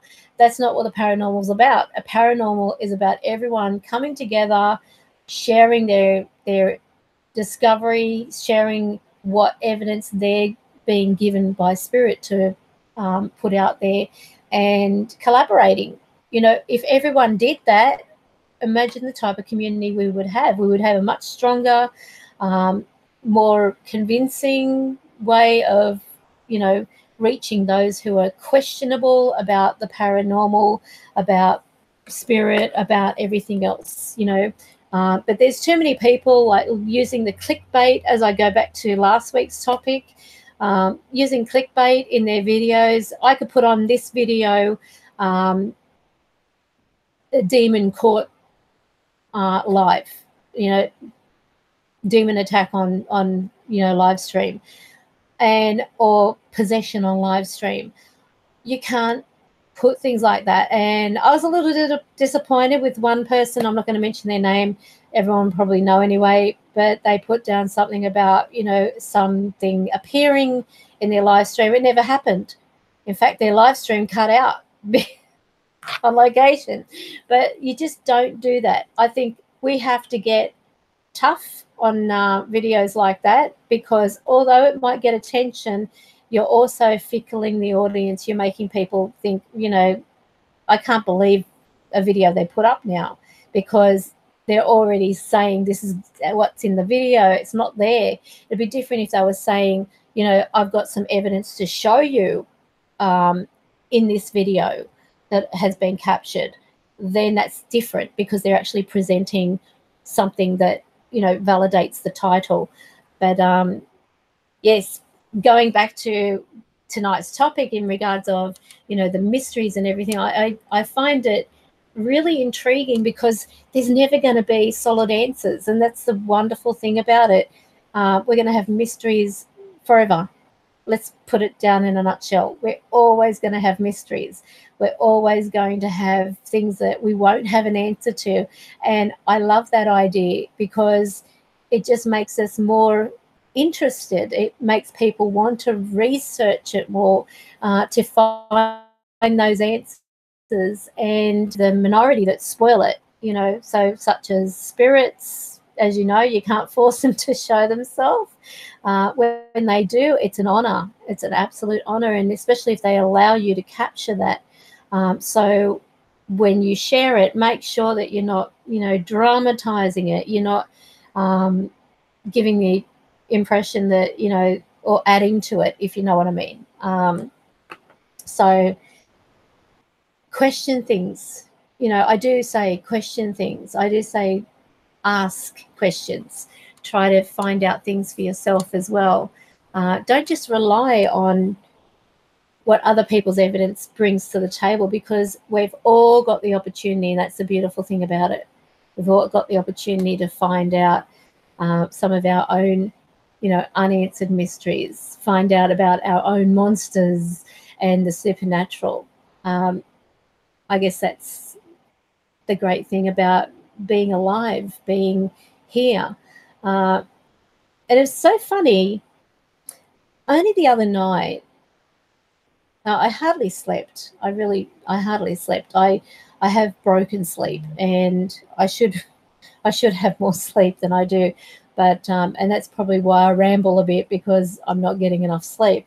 But it just, this sudden awareness that, you know, getting older, and I'm thinking, and I know this might sound morbid, but it's not intended to be morbid. But it was like all of a sudden I had this realization. I'm getting older. I'm getting closer to my time. And this incredible excitement came over me. It was like, you know, not so far off future, I'm going to be in the other realm. I'm going to be there. And I'm excited. I'm really excited about it, because of the fact that I have been told so much from my loved ones, you know, who are on the other side.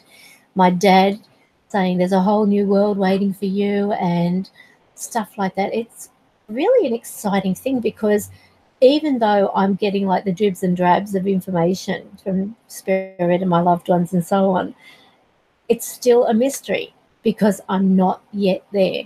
And once I get there, then I guess all the answers will be there.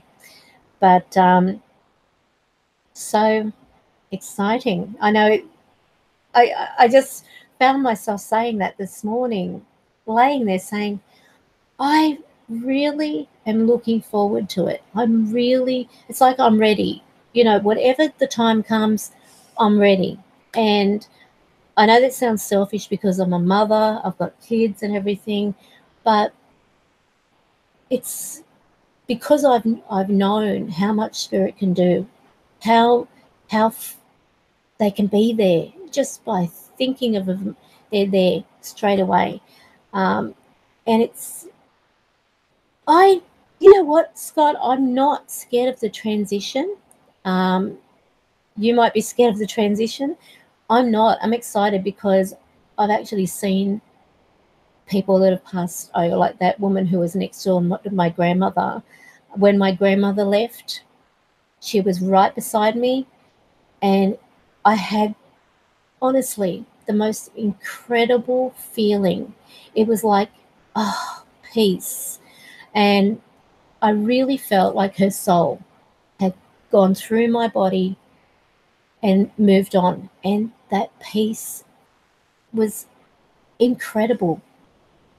I really can't explain it, but I remember saying aloud, because I was sitting right beside my grandmother, and she was faced me, lying on her side, and they had taken off the oxygen and everything, and she was asleep. And all of a sudden, this incredible, surreal, like nothing mattered, was like complete stress gone.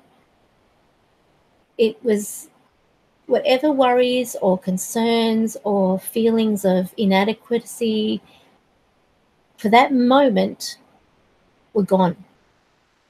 And I remember, saying aloud, "Oh, the peace." And I didn't realize I had said it aloud, but I heard myself say it. And then I looked at my grandmother and she was gone. And I knew she had gone, she had passed through me. But it was honestly, just to, you feel better at the thought of passing, but you're not ready. You know what? I really feel that when the time comes, you are ready. I really believe that, just purely because of, the ones that I have spoken to who by natural causes have passed. The ones that are most upset are the ones who are, like I had one spirit who was saying, "I'm going to kill that bee," really clear. He was really upset because he said that he was just beginning to live. He had stuffed up his life. He thought he'd found the girl of his dreams. He proposed to her, blah, blah, blah. Ended up being killed by her and her boyfriend. And he was really angry. So I don't know whether you've heard that. I'll play you the audio. Where is it? Give me a second.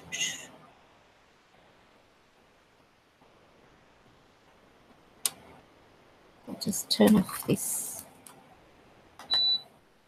so you can hear it.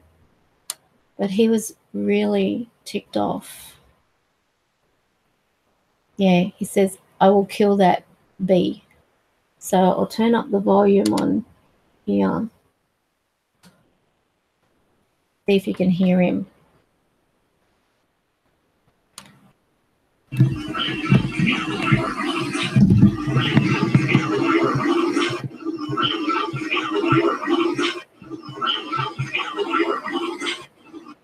And this is when he said his name.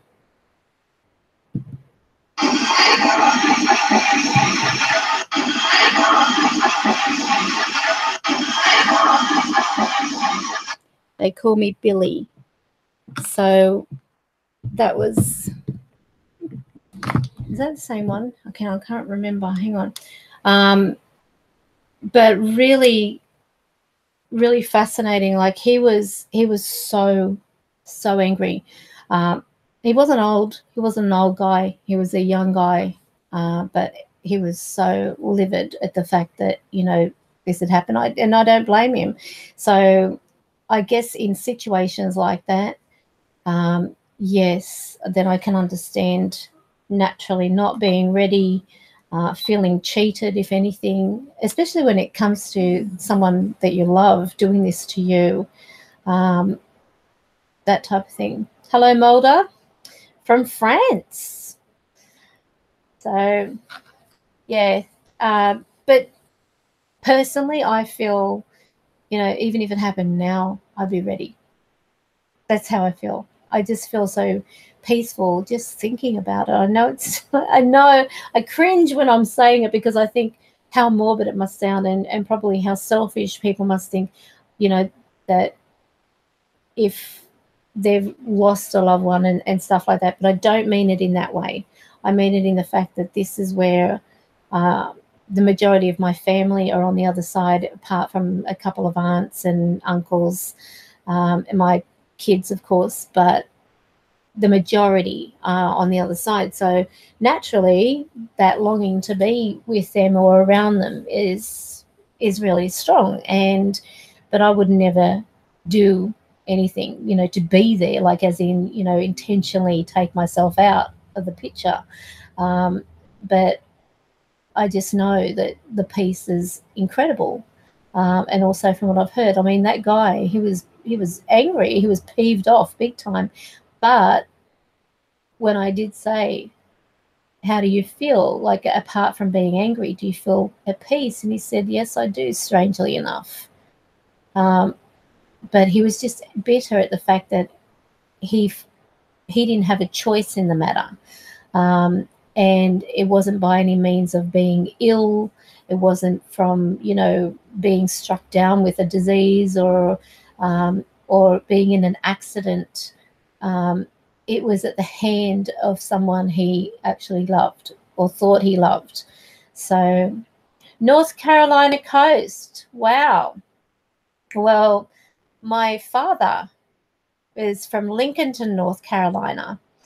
So, and my aunt is in South Carolina.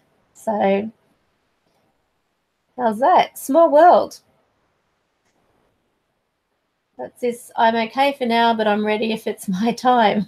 And I think that's probably the best thing. I mean, think about how, I mean, if you say, all right, when my time comes, I'll accept it because I'm honored to be, you know, ready enough to enter that, you know, because it's been divinely selected for me, or my time has already been pre-designed to end at a certain time or a period. Who knows? You're in the Netherlands. Wow. Okay. My Dutch stepfather taught me Jij bent een klotzot. That apparently means something offensive. But that's how he got me to say hello to his parents. Can you believe it? That was not nice. Very small world. Come for a visit. I would love to. I actually was going to go to North Carolina when my father was alive, but when he passed, because I was still being mucked around by, you know, the getting the passports and stuff like that, and also money at that time, because I had no job. I was, you know, trying to sort of make ends meet, and then I got myself a job, and I was, you know, working my way up the ladder and trying to sort of get everything going. Then I fell pregnant and had a baby, and I mean, of course, everything was sort of like going backwards. I didn't expect to lose my father so soon. He, oddly enough, wanted to talk about passing, wanting to talk about hello, Lady J, wanted to talk about him, you know, passing over and stuff. And I said, I don't want to talk about that. I only just found you. That's the last thing on my mind.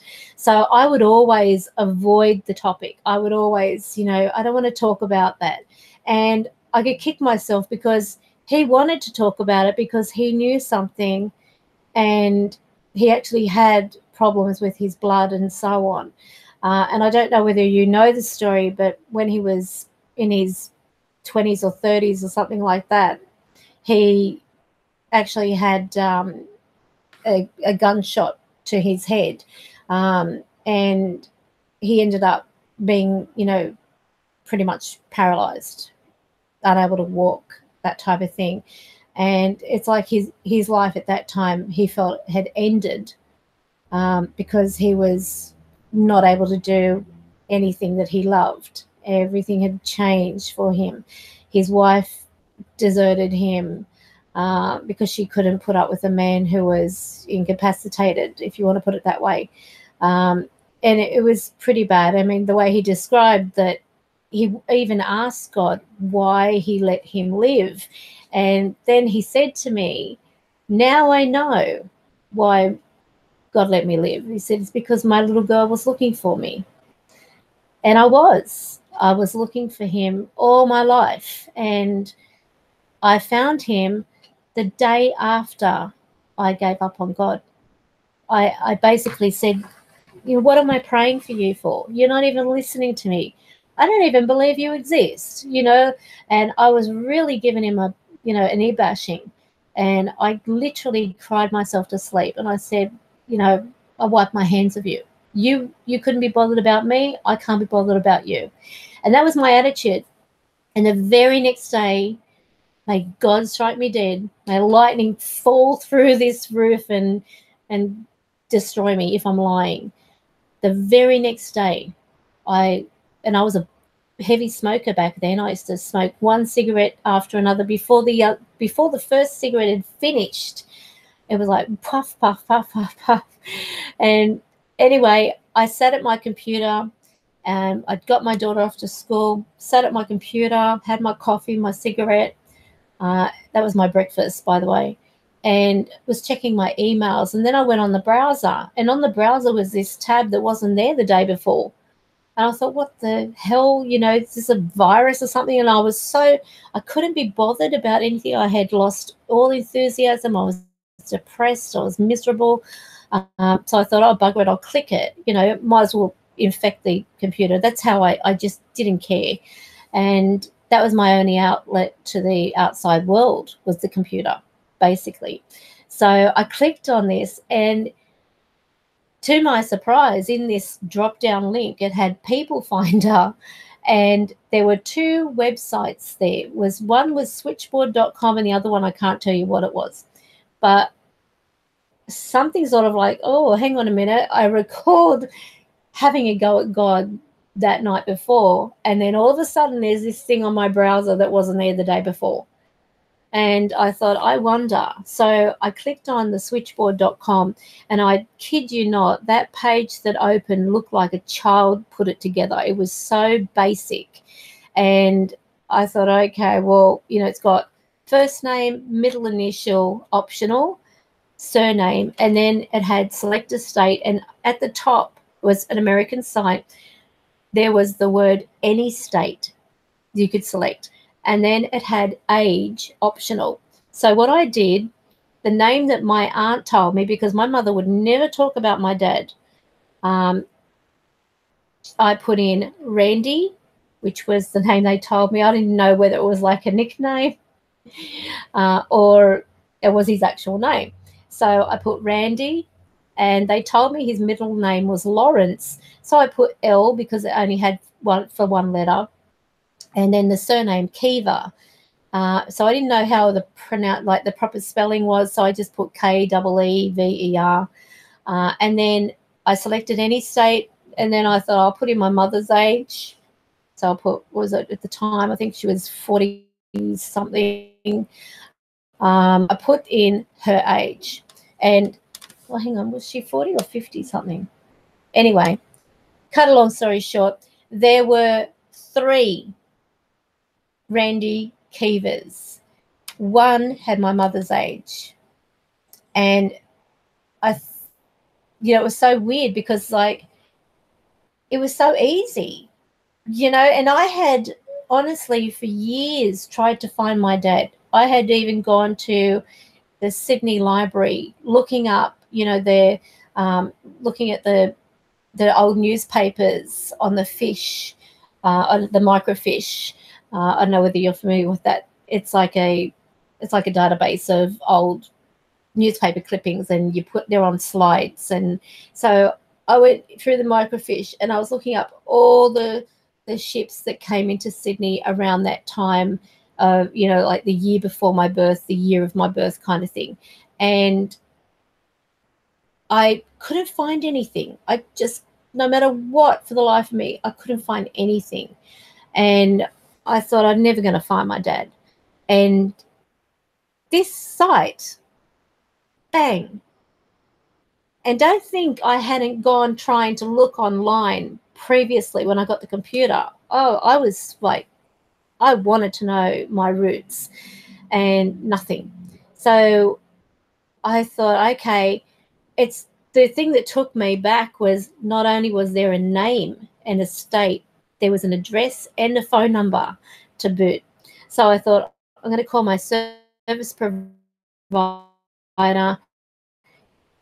to this number. I didn't even think of the time difference, nothing. I just know that at the time I needed to call this number. So I rang up my service provider. I said, can I call America? And they said, well, you don't have that set up on your phone. It's going to take up to 48 hours to get that on your line, and then you can call America. I said, okay. I said, what do I need to do when that happens? And they said, you dial 0011 and then 704 and, you know, the rest of the number there.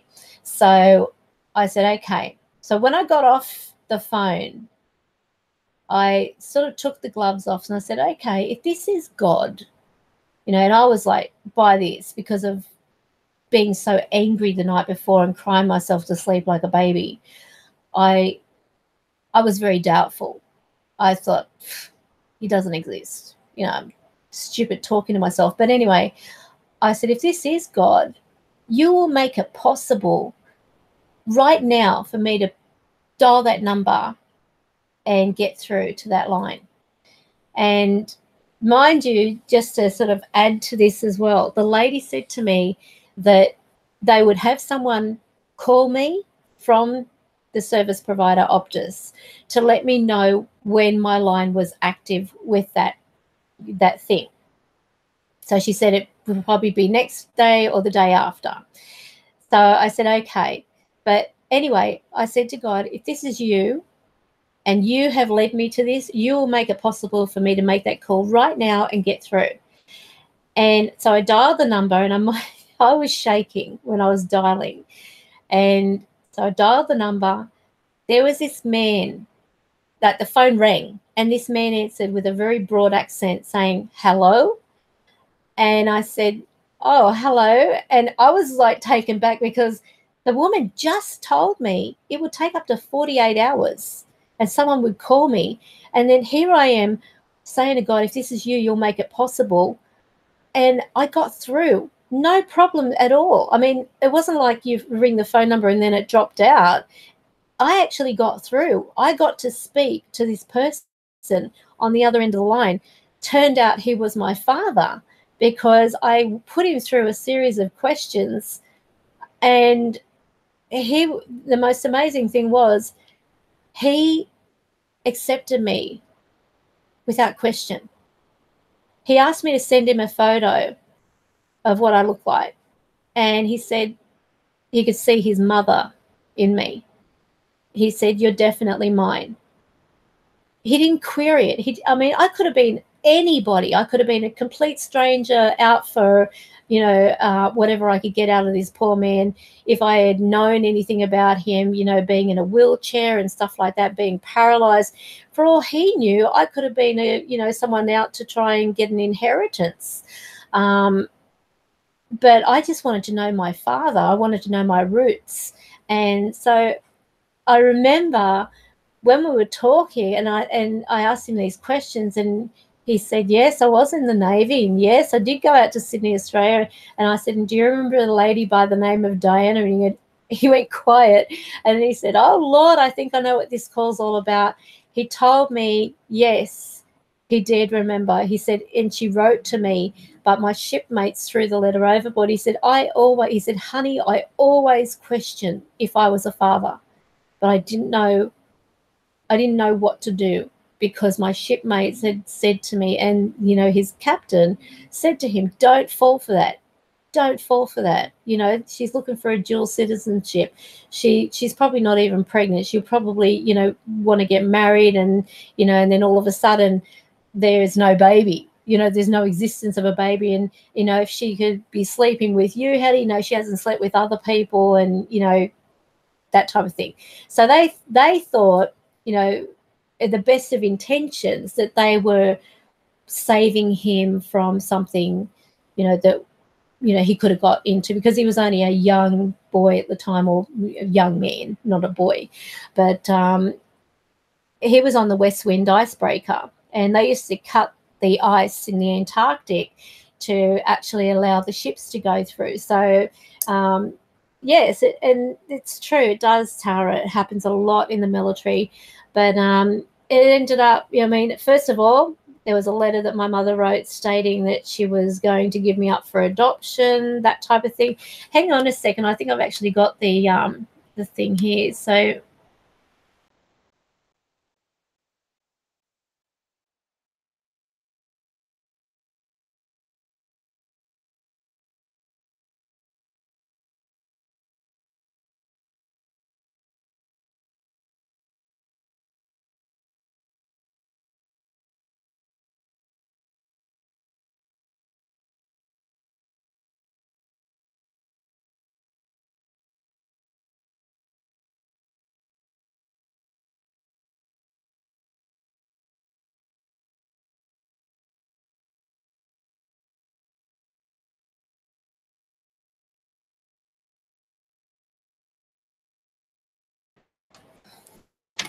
No, I'll have to go and find it. And I promise you next time I will show you the letter that was sent to my dad.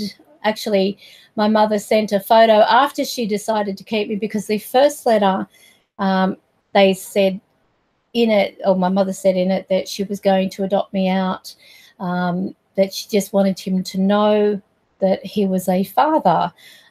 So, you know, I guess for acknowledgement or just by doing the right thing.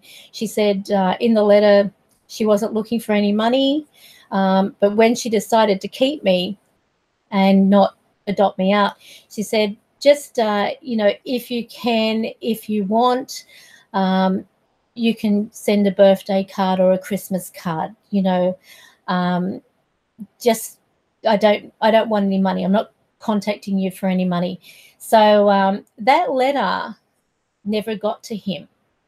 And it never got to him because it went to my grandmother, his mother.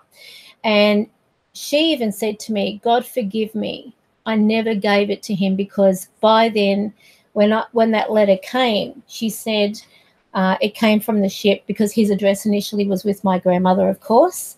And he had then met somebody, they got married and moved into their own place. But when the letter came, she didn't want to interfere with their marriage, and thinking that, you know, I can't do this to my son. He's got a new bride.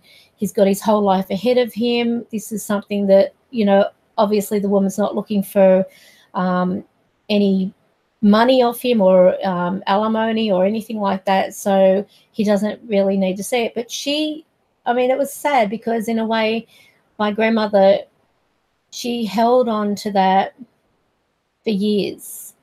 And because I said, can I see that letter? Because my mother was never one to say, I love you. You know, it was always, you know, me. If I said, I love you, it was me too. She just didn't know how to be affectionate or how to, no, I didn't, Tara. I didn't get to meet him before he passed, sadly. And that's what I mean. I was, you know, trying to get myself the passports and everything. He was talking or wanting to talk about, you know, passing away. I didn't realize the seriousness of it. I didn't know the level of seriousness. I mean, when you just find someone after so many years and then they're talking about dying, you don't want to know about it. You don't want to think about that. You just want to enjoy the time you've got. And I was, you know, I had a passport I never even used, because it came after he passed. But I got to meet his soul, if that's any consolation. The day, and I can remember it vividly, I got a phone call. No, I rang, sorry. He was at a hospital. He was in the ward. By this, he was at the point where he wasn't talking, not eating, that type of thing, palliative care. And so anyway, I asked him to put the phone next to him. I apologized profusely. I said, I'm sorry, I can't make it in time. I'm not going to be able to make it. And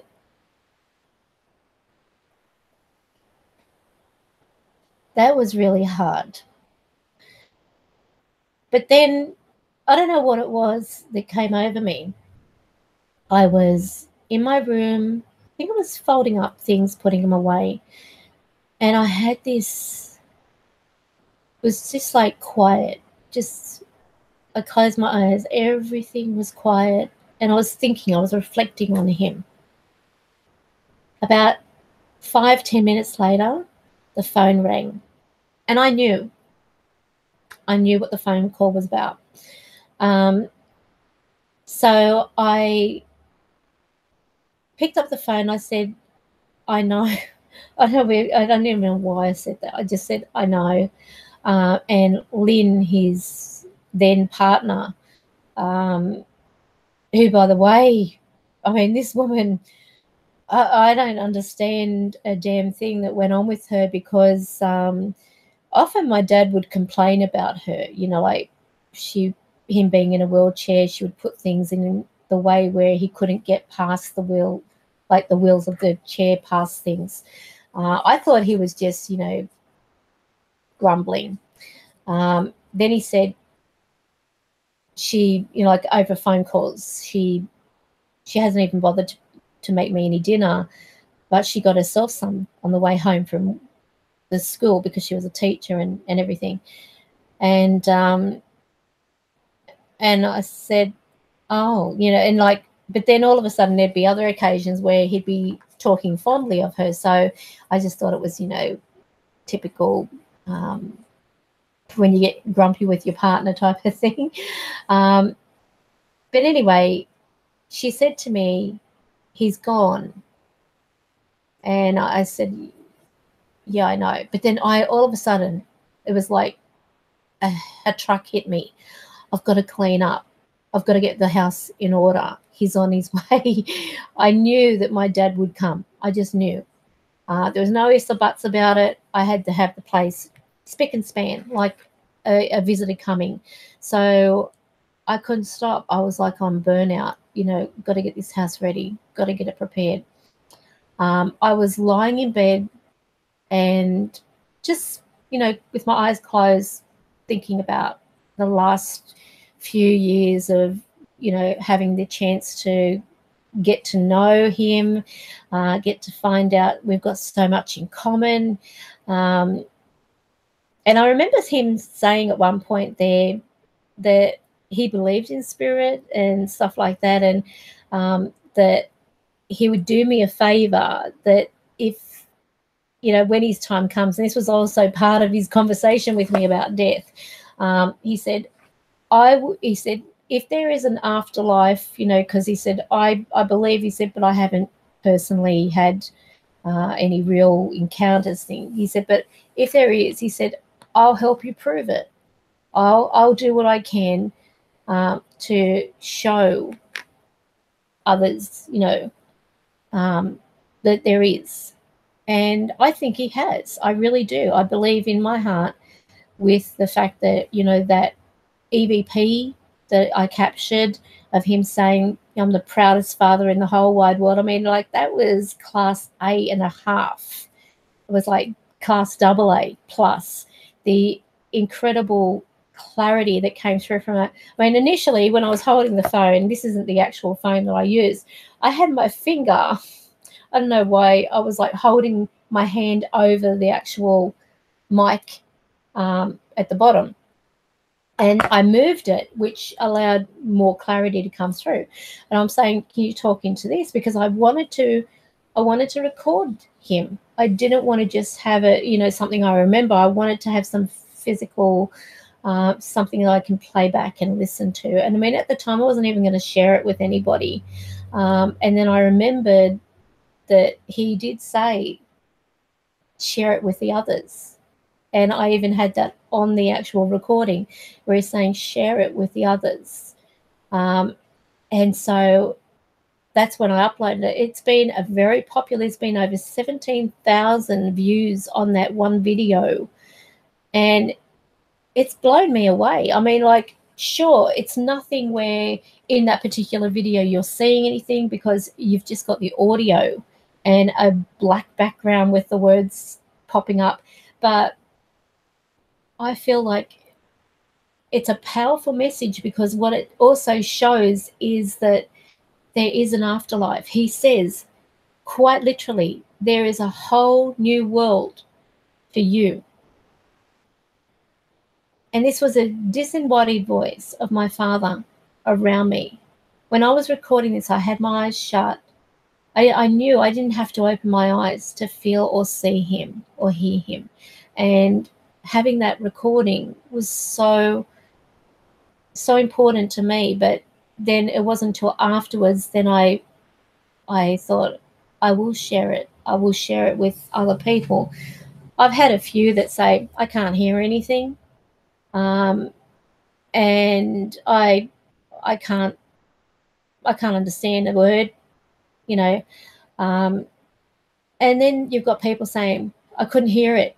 I couldn't, you know, why don't you filter it? Why don't you do this? Why don't you do that? Why don't you increase? And I said, listen, I didn't have to share it in the first place. This is something personal. This was a personal moment with my dad, who I never ever got to meet face to face, sharing this with the world to help others out there know that their loved ones don't just go and that's it. There is an afterlife. There is that support from the other side that is around us, and we have them with us just from thinking about them. That's all you got to do is think about your loved one and they're with you. So it's really amazing. You'd like to see what, Scott? The blue orb? I can show you now if you like. I can actually bring it up if you're wanting to spend the time watching it. I'll bring it up on the screen. So let me just go in and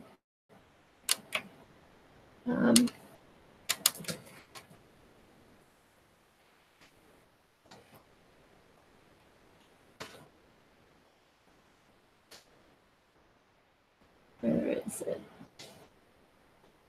Yeah, here it is. So give me a second.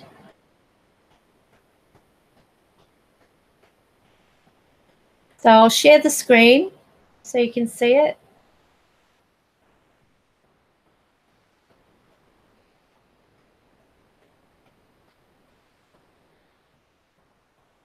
And it's called Real Spirit Light, My Father's Visit, as real as it gets. So I'll let you listen to this. Hi, it's Karen, and what you're about to see is a video recorded of my father's energy visiting me. Pay attention to the way the light appears to move in and out of the actual screen. It has an essence of its own. You can see.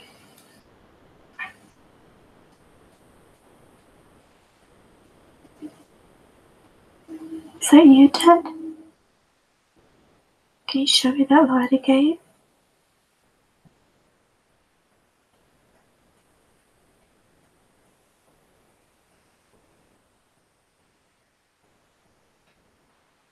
Dad, where are you?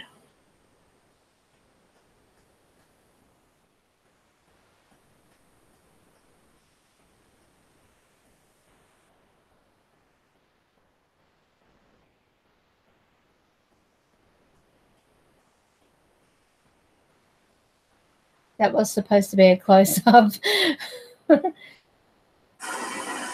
Now, see how tiny it is?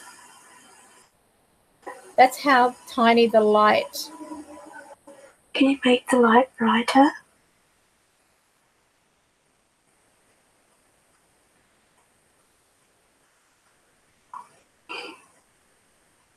Zoom in.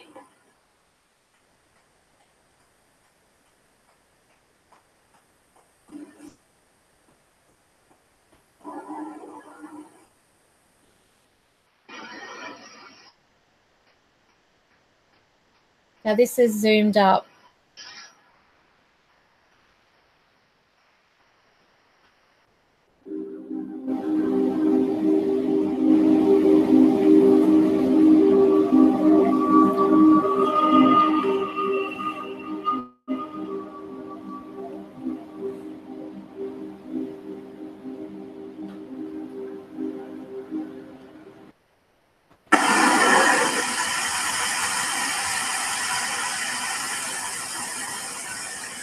Now, see how it moves? It's like a nucleus.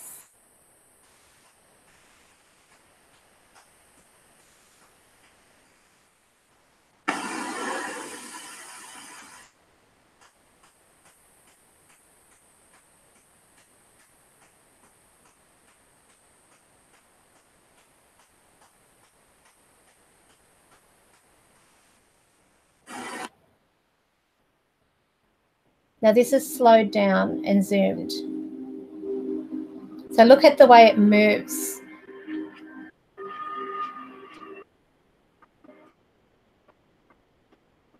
And the light that emits from it. That is That's self-illuminated. That's how spirit is.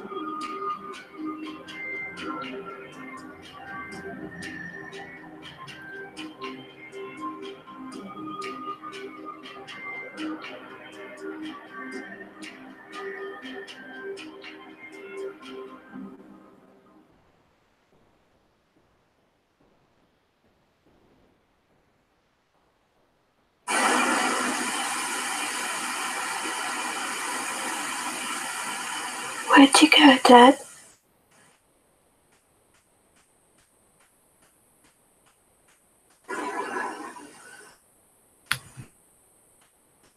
Come back.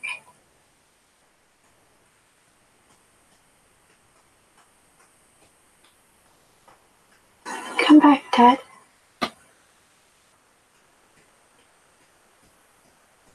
Come back, Dad.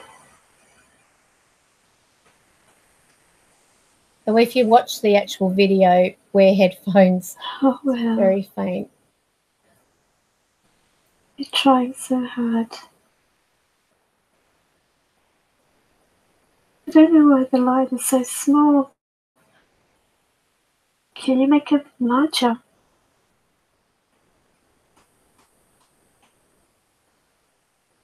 And what's interesting, this light actually changes colour.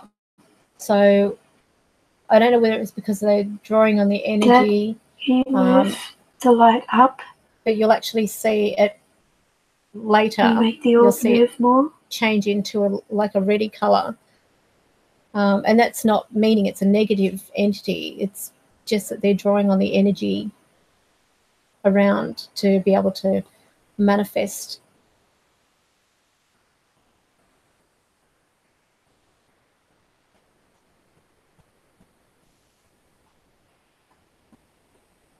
And that's why I say you don't need to have any artificial light source, because they're self-illuminated. This is what spirit is like. They don't need flash. They don't need ultraviolet light, anything like that. This is straight off an iPhone. So That's great, Dad. Thanks for interacting with me.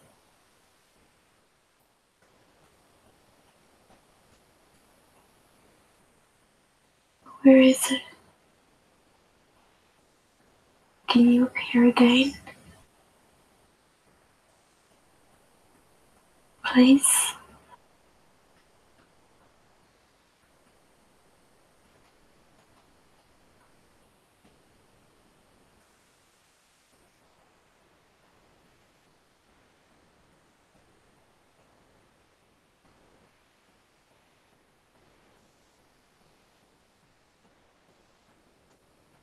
not necessarily unpronounceable names. Your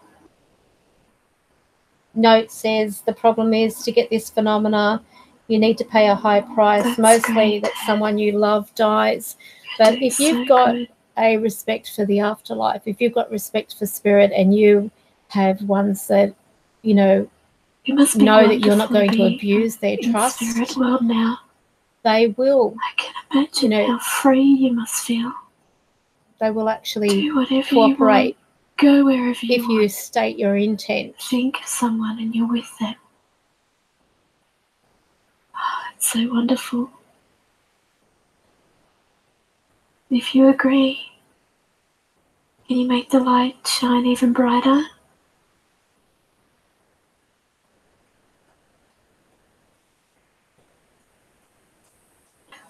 I don't know where you've gone,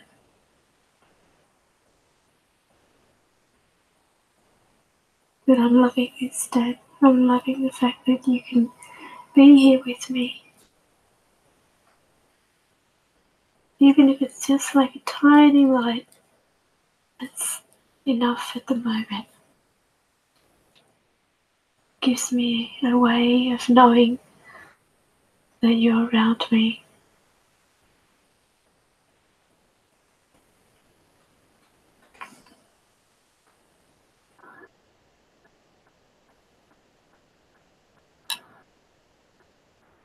Now, isn't that amazing? Look at the color. Could this be him saying, you know, like in his own way, that's love? Who knows? Okay. So,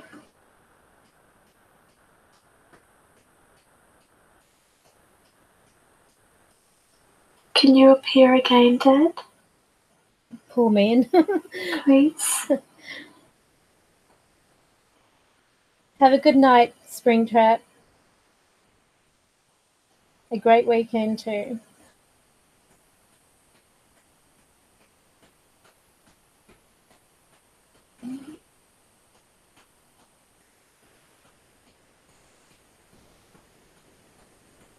Yes and no, I think unpronounceable names. I think it depends on who. Hi, Linda. I think it depends on who you are actually connecting with.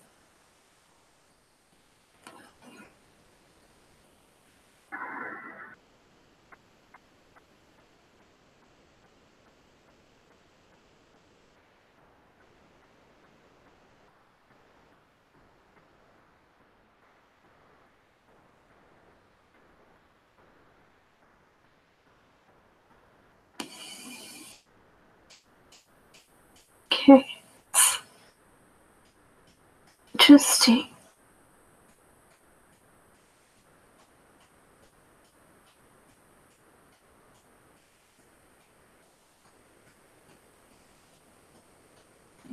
You can change colors, can you?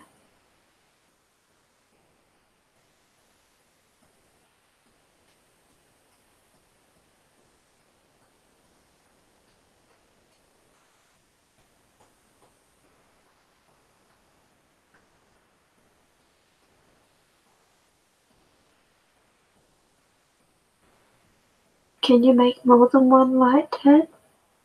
Can you make more than one light appear?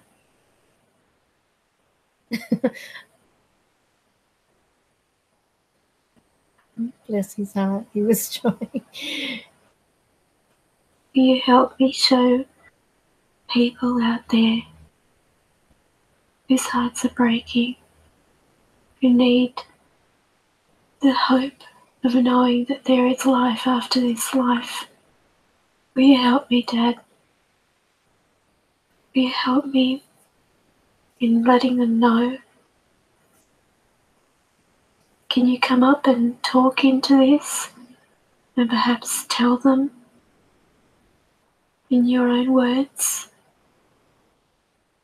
I think Chris actually realised that he had exhausted himself. I mean, I'm sure it takes a lot, from what I've been told, to actually have a manifestation. But look at that. That I think is incredible, incredible evidence. The problem is you're always going to have people who I don't know why I'm seeing a red light. Who will always it's like a red try light, to. Dad. I don't know. I mean, can you show me that? Was it white or blue? I can't quite remember. I just think it's great that you're able to do this. It's so dark in this room. Tracy can do it, but every time I go to film it, she stops. So I don't get much much opportunity to get those ones, you know, but they can. A lot of spirits actually show themselves as first starting like with an illuminated orb.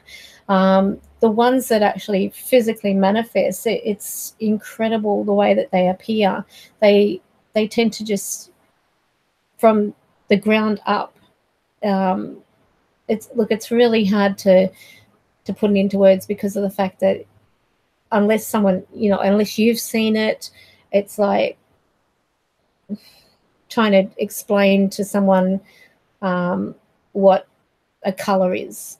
You know, it's difficult. You just it's something that is a personal experience, and that's why on my channel I will try only to provide the actual experiences I have that I'm allowed to share. Some things I've had cases where, you know, of course I want to share as much as I can, and I've had cases where they say, don't record me, don't photograph me, don't film me, I don't want to be filmed. And I have to respect that, you know. And I could be having before me the most incredible evidence, but if I want to keep a trust there between spirit and me, if I break that trust, I will never get any other evidence. Like, look at that time when you think about, remember when I was doing the live streams with Riley, and I would have the connect, and spirit were actually interacting during the live stream. You could see them turning on the light, turning off the light, turning on the light, and you would see the connect figure near the light and touching the light, and the light would come on. And that was incredible because they were really wanting to show everyone who was watching that this was, you know, they were interacting, that they were right there. I mean, you can't in any live stream make that stuff up. You can't. I don't have like a Hollywood type of place where I've got these special effects in real time and stuff like that. This was recorded during a live stream, and it was amazing. So those who had seen those live streams, you would have seen spirit interacting and touching that light and making that light come on.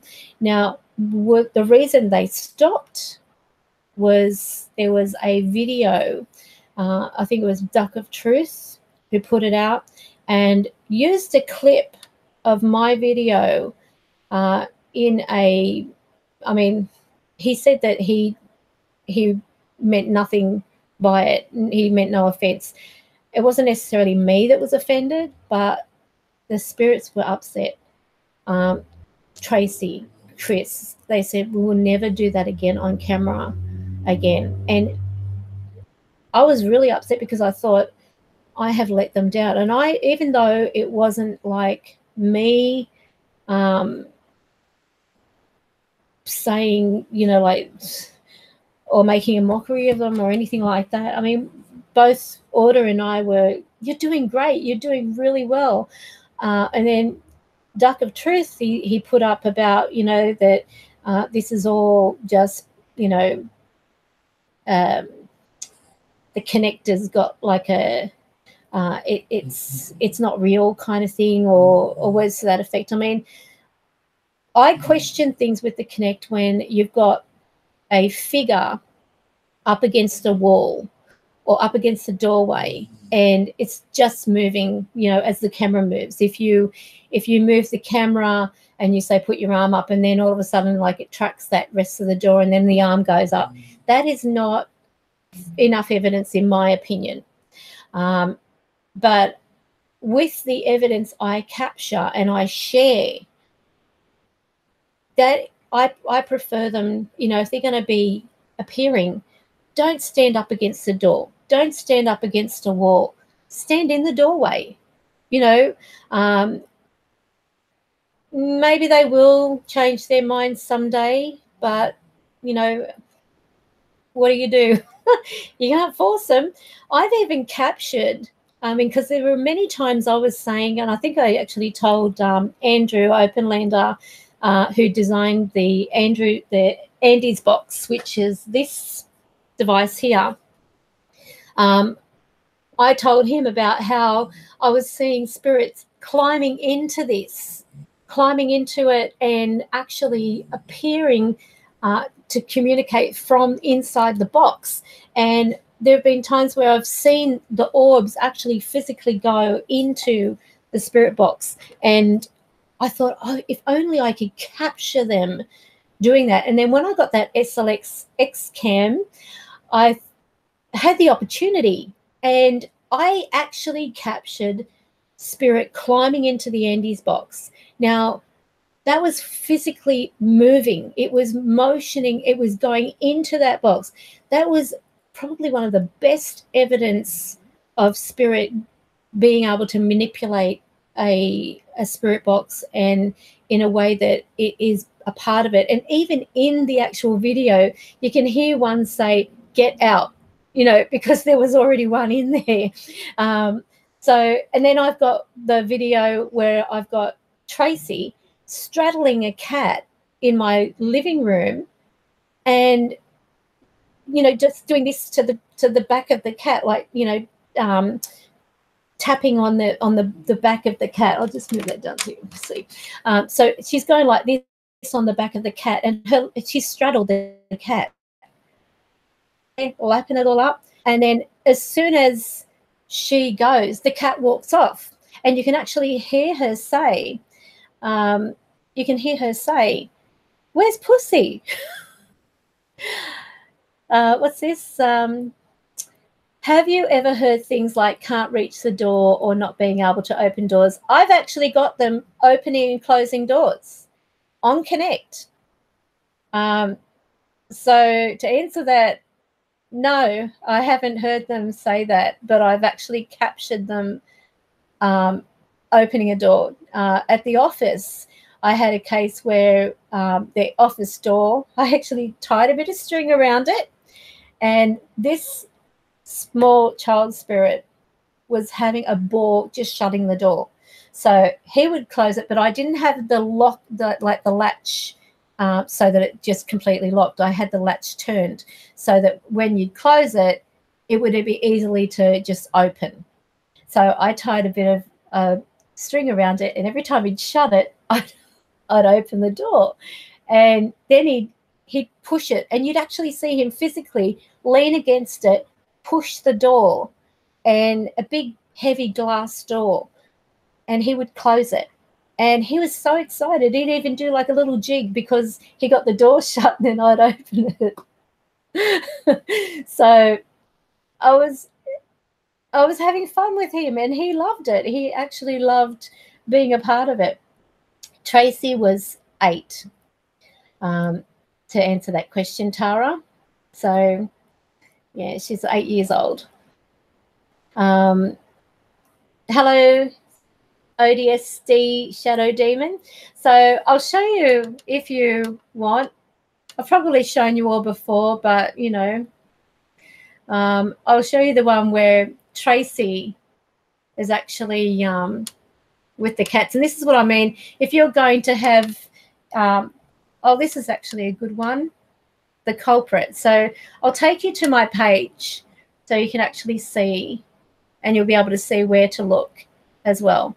So here's the page, and here the culprit is actually on the first page. So this is where I first capture them turning on the light. So this is the Connect, the sensor light. This one was like they have to basically touch it. I didn't know where it was going to appear, so that's why I've got it set there.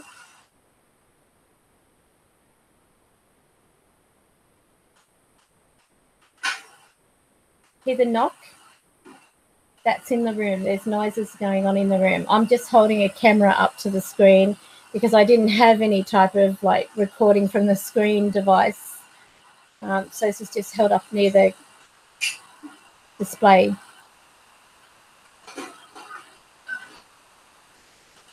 Anyone here? Can you show yourself, please?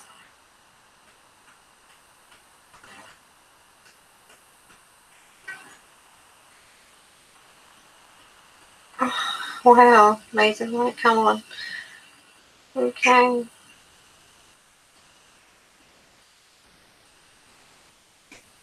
Now notice how it appears, then the light turns on. It's not as though it's a pareidolia thing, that the light comes on and then it appears. So you actually see it turning on that light. It's affecting that light. I love the little dance it does too. Can you make the light come on again? Thank you. Well, there you have it, folks. So there you go. That is one example of interaction. I mean, you can have connect, as I said, where you've got figures up against things and so on. And that may be picking up on pareidolia, like, you know, there may be a wood grain that gives off an illusion of shape. You might have a pile of washing that gives off the illusion of, you know, it tracks what looks like a shape. It will think there's a shape there. But when you've got physical interaction, how can you say that is a case of, you know, the connect glitching? You know, how can the connect project a image right near a light that turns on at when I ask it to? If I say, like you saw the gap there, I could have, you know, it could have gone on at any stage, but it was on cue. It was on request. When I said, is anyone there? Can you show yourself? It showed itself, and then the light came on. And then the light went off, and I, you know, I was like, so that's, you made the light come on. That's, you know, and then I ask, can you make the light come on again? And bang, it appears, the light then comes on. So how can you even say that is not proof? I believe in presenting real evidence. That is, you can't debunk that. You cannot debunk that evidence there. Maybe, you know, I'm ahead of myself. Who knows? But I really believe you cannot debunk that particular type of evidence. That is just too precise, if you want to put it in a nutshell. Now, here, I'll put in cats. So there's your little search thing. Here is Tracy playing with the cat. So check this out. And this is again, I had bubble wrap beside me, but watch how she's straddling the cat. Look, here's the cat. What are you doing on the cat? And it's only after she goes, my other cat walks off. Now, Vader, who Can you is get back to the cat? He will walk away. I'm hopeless with video. I turn the whole thing as I'm getting the bubble wrap out of the way. Now, you watch when Vader walks off towards me. Can you go back near the cat? She'll appear. And you hear her say, where's Pussy? So have a listen. This again.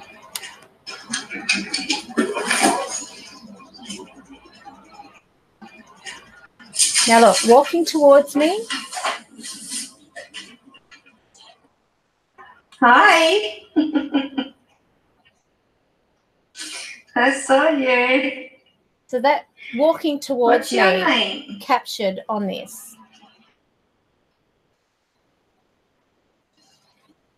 So if you didn't hear her say Tracy. What's your name?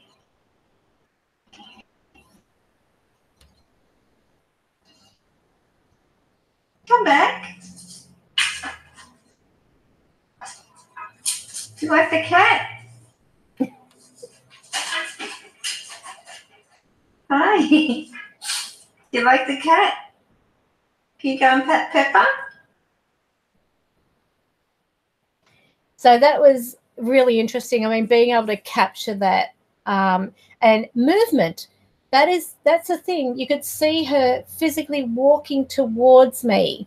Now, that again is not something that you could say is a glitch in any way. When you've got a spirit climbing down off something and walking towards you and physically interacting, and you can hear her say, "Where's Pussy?" And then she walks towards me, and then I said, "What's your name?" She says, "I'm Tracy." That was the first interaction where Tracy basically introduced herself, because I'd seen her around.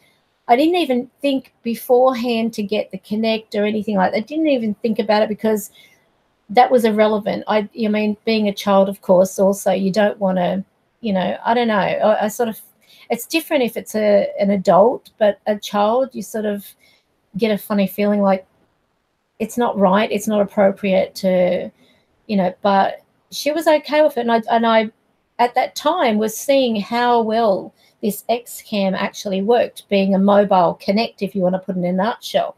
So that, I mean, this is in my home. This is not going to locations or anything. And that's the point I'm also trying to put across with everything on my actual website here, or channel, is that you don't need to leave your home in order to catch activity. If they're around you and they want to show themselves, they will.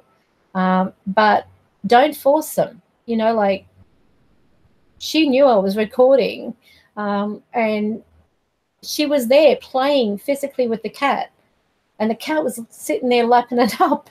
You could see them, you could see him sitting there. And it wasn't until she moved, my other cat moved. So she was waiting for her to move before she would walk. So the timing is just uncanny to be coincidental or a form of pareidolia or anything like that. Now, the other one, I'll show you where they climb into the Andy's box. So I'll just do a search on Andy's box. There's the trial run. And this is it. Spirit captured with SLS XCam climbing into Andy's box.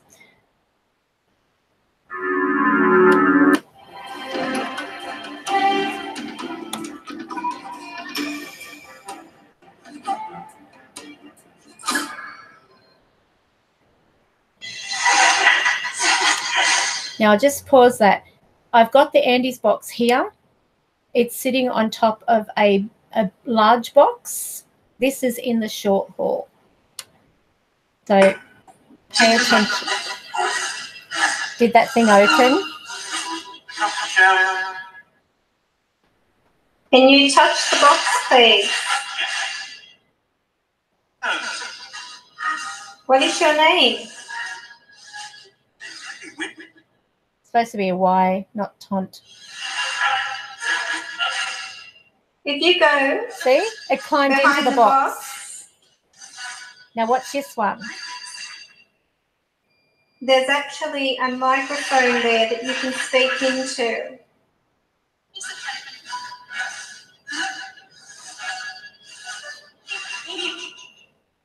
Can you say your name, please?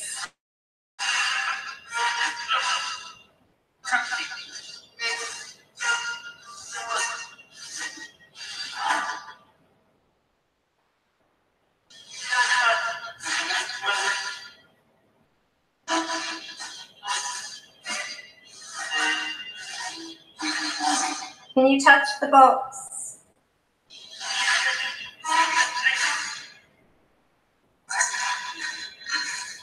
See? So there's two in there now. Hear that? Get out. Is that you inside the...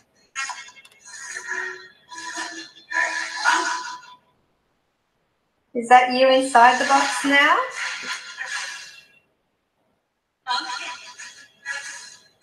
Can you say your name? Can you shout out from inside the box? I'll be gone before you, Scott. Are you happy? Stop recording. Don't you like me recording? Would you like to help me show people that you exist? It's okay. People just want to know. don't help the They're people. curious. Were you curious when you were alive about what was on the other side?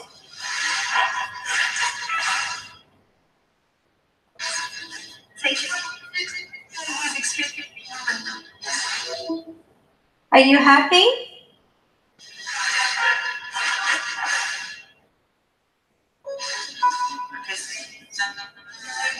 Can you step outside of the box now?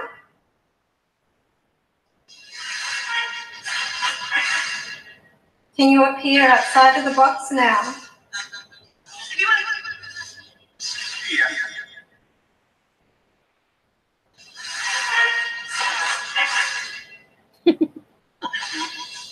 Where are you? I'm only watching this screen. I'm not worried about looking up.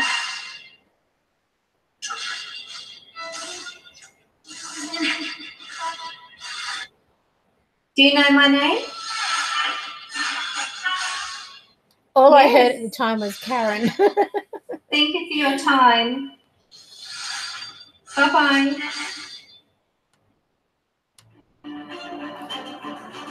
So that another way of showing actual interaction. And so when you see videos of the Connect and the figure's just stationary, I have to question it, and I don't want to because of the fact of my own personal experiences. But I really think it's important that if you do use a Connect or any type of device like that, ask them if they're willing to be recorded to please stand in the doorway or walk towards you or jump. I've even got one where they're actually jumping, which was wonderful because I really didn't know whether they were going to cooperate. Where's the one where it's closing the door? I'll try and show you the shuts door.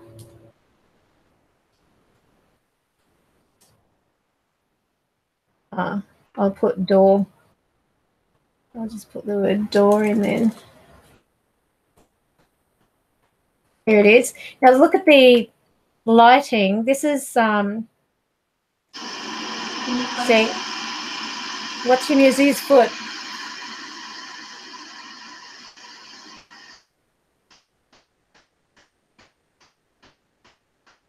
He's pushing it, trying to push that shut.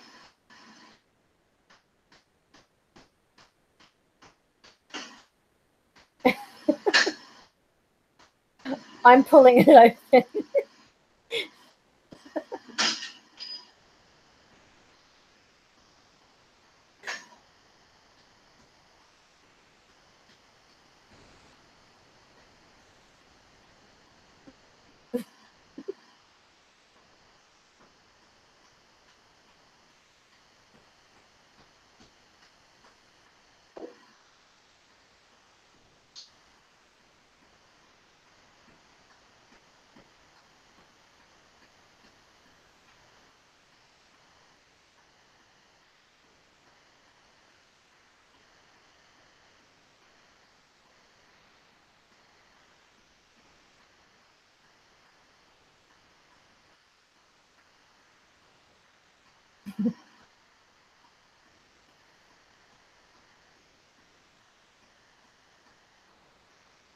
Look at the foot.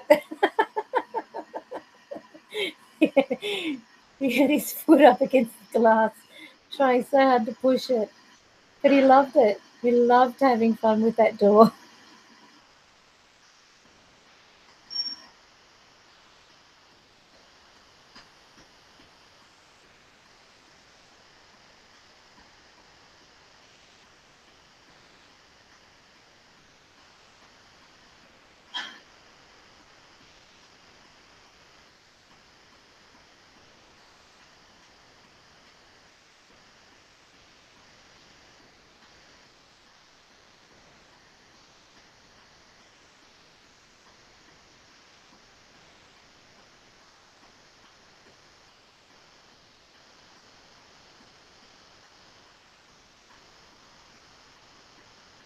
Um,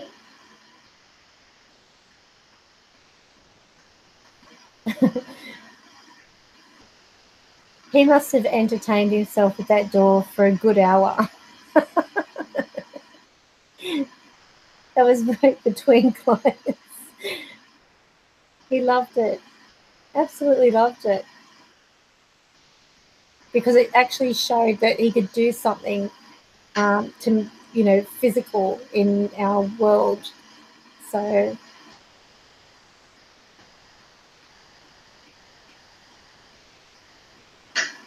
I'm pulling the door with the, because around the handle there, that big square handle, I've got the string.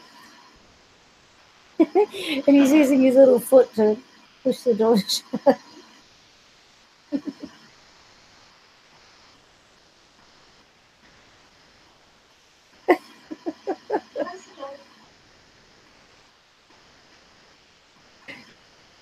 President, please.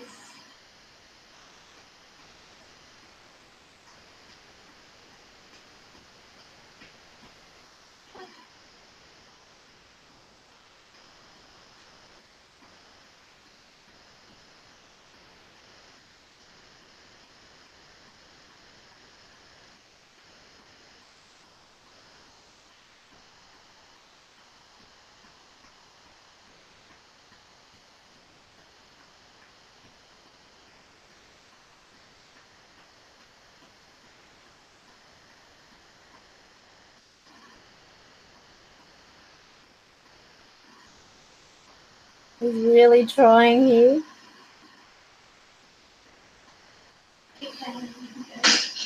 The way he looked at it. Oh God, it was classic. I'll stop it there. But as you can see, they do interact. They actually they like to do things. They like to show that they can do things, and if they are willing to show that, then of course I share it. I'm not going to hesitate not to. But yeah, I've had people that have stated, oh, what was it? Yeah, in regards to when they stopped participating during the live stream, doing the touching of the light. That was because they were upset. They felt offended at the fact that, you know, someone was out there saying it wasn't real, it wasn't happening. And it's sort of like, okay, well, you know, as I explained to them, there's going to be people who are going to do that. There's going to be people who are, you know, unless they see it for themselves, they're not going to believe it. You know, you've got to expect that. But for them, it takes so much to have that trust enough to, you know, to put themselves in the public eye and show people that there is life, that it's not just fun and games type of thing. It is a real existence that can also interact with our realm. And then to have someone come along, take that footage and pretty much mock it, which is what happened. Although he did apologize, the damage had already been done. And I was shattered because they said, we're never going to do that again. We're never going to. And to this day, they have not done that. And as, you know, maybe sometime in the future, maybe they will. But they were upset about it. They were offended by it. So naturally, under those circumstances, what do? You can't do anything. You've just got to respect the fact that, okay, they've been upset, they've been hurt by it, and there goes any hope of sharing that particular evidence. So what have we got here? See you around. Thanks for hanging out. Thanks for streaming. You're welcome. Thank you for participating in the chat. But if you've got evidence and stuff like that, share it. But just make sure that, you know, you do have their permission. And the best way or the best advice I can give anyone who is trying to get physical proof with spirit is just say, I'm recording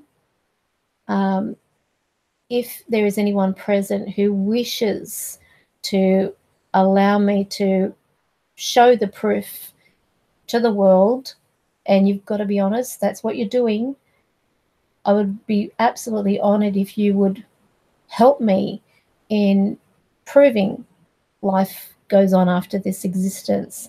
And you can have a big part in proving that, you know, but it's up to you.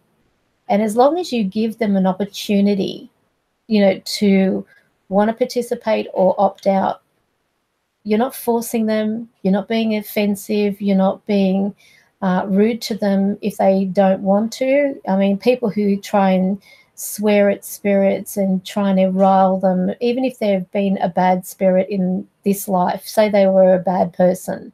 And there's a lot of bad people. I mean, no one's perfect, but, you know, there are some people who've done some hideous things in this world. And people that go out there with the intent to stir them up or rile them in order to get something on film, I have no respect as far as I'm concerned. They don't have any respect for the afterlife, because it's like they expect them to be a source of entertainment, like they're putting them in a circus ring and asking them to perform to please everybody, to make everyone happy, make everyone go, ooh, wow. Sure, you're going to get the oohs and the wows and oh my gods and stuff like that, but you want it to be in the right way. You want it to be in a way that this is not for entertainment. None of my videos, as far as I'm concerned, I want being used for entertainment purposes.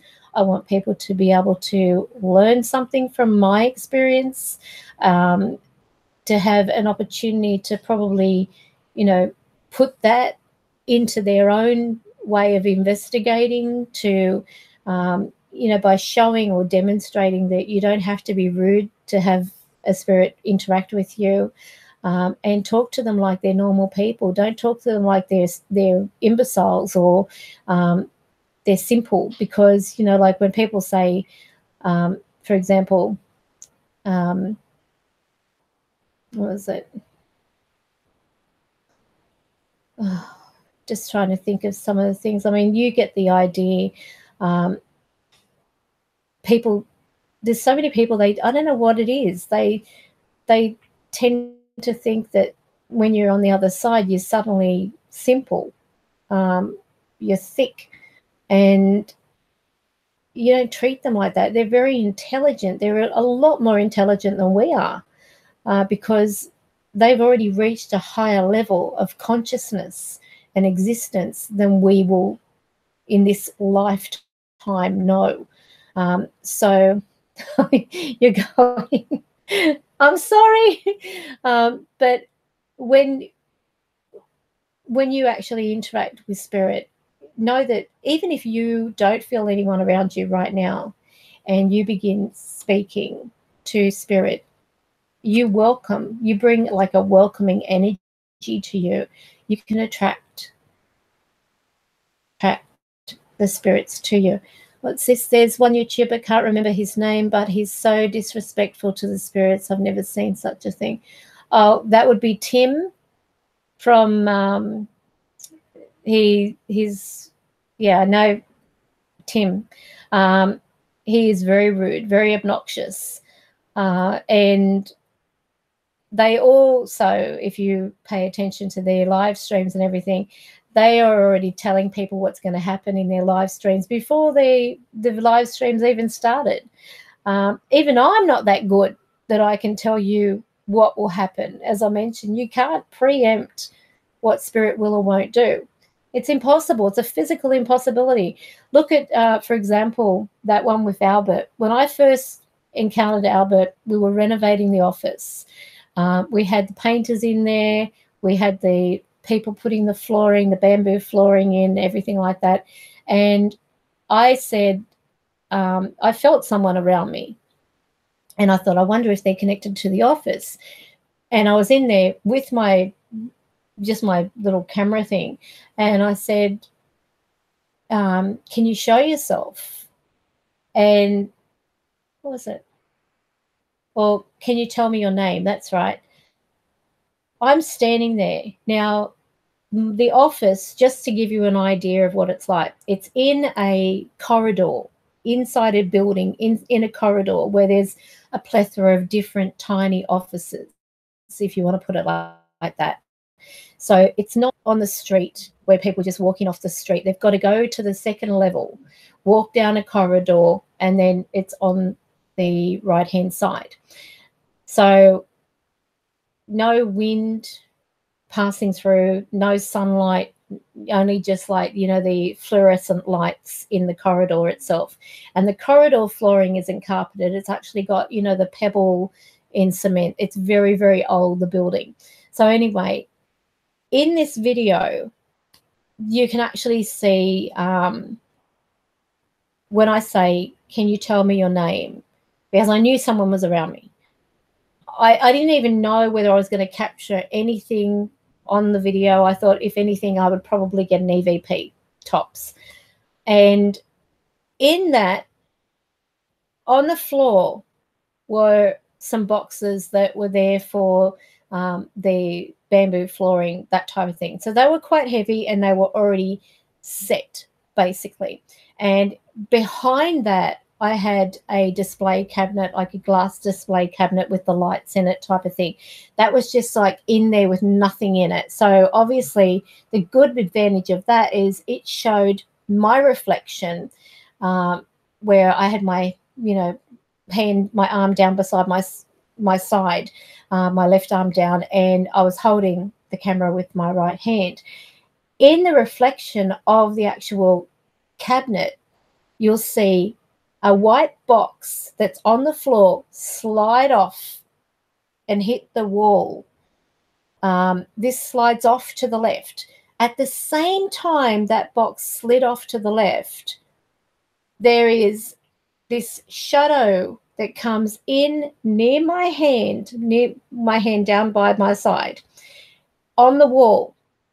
No one was outside in that corridor, and there is no way physically for any shadow to form along inside that doorway on that wall, because there's no sunlight. It's just a fluorescent light outside.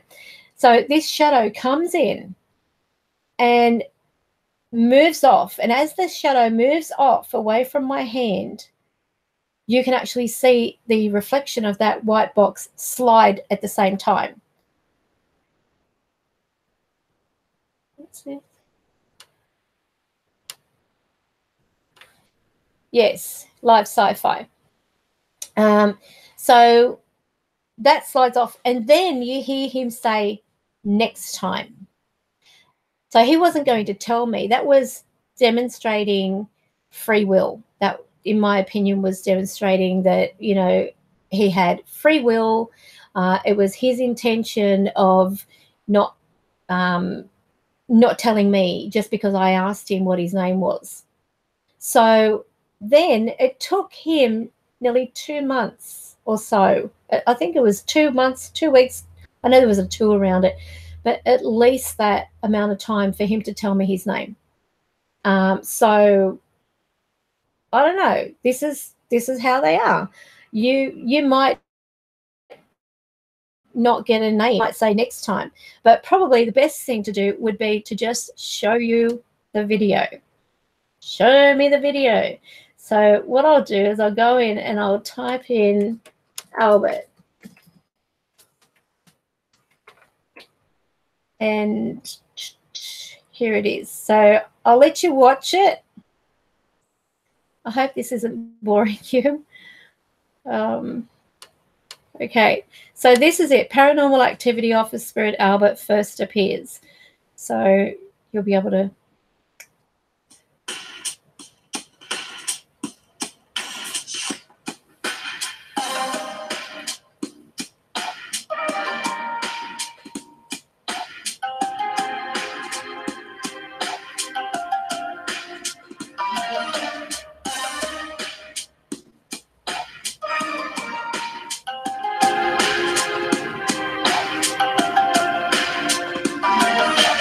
Please tell me your name.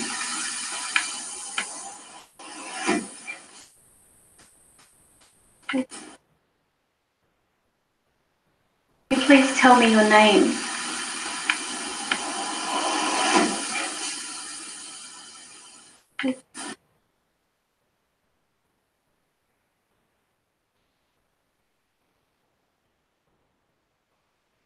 Now here's my hand, and there's the shadow, and watch the shadow of the box. It slides off.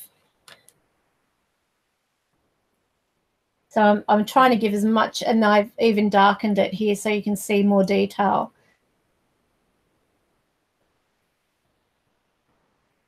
So here's the box. Watch the shadow of the box.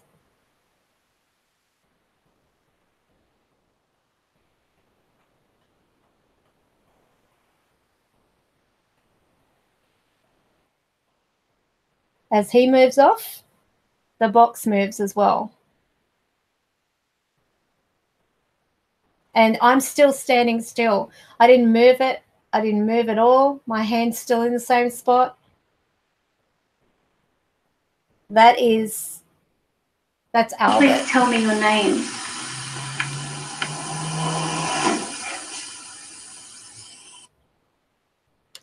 Yeah, well, 2 weeks later, I asked again. He told me his name was Albert. Next time, 2 weeks. He made me wait. A mongrel. But we actually became, if you want to say, I became best friends with the spirit, I became best friends with Albert.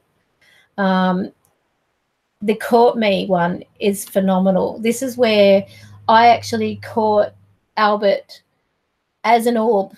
He was mucking around with me. He was touching me, and I thought, I'm going to get you, right? And I picked up my phone, and I remember filming, and I said, where are you, or something like that. And I felt him. I just sort of like stood still then, and then I felt him touch my right hand. And I swung the camera around and caught the orb. And then you can hear him say really clearly, Karen, you caught me. So have a listen to this.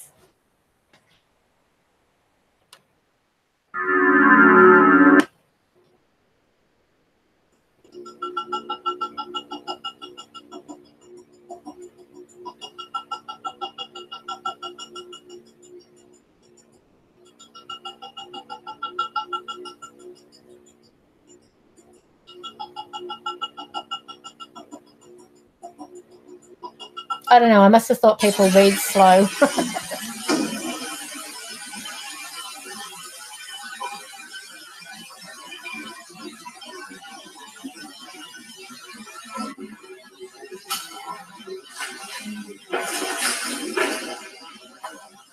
I saw you.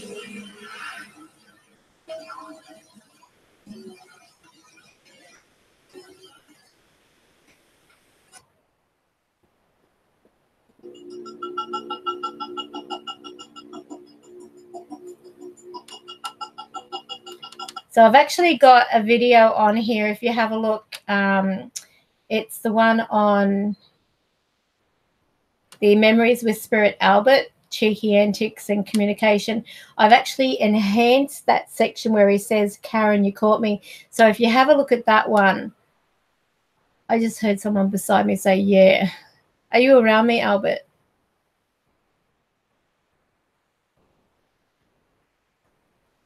Are you here? Was that you, Chris, or Albert?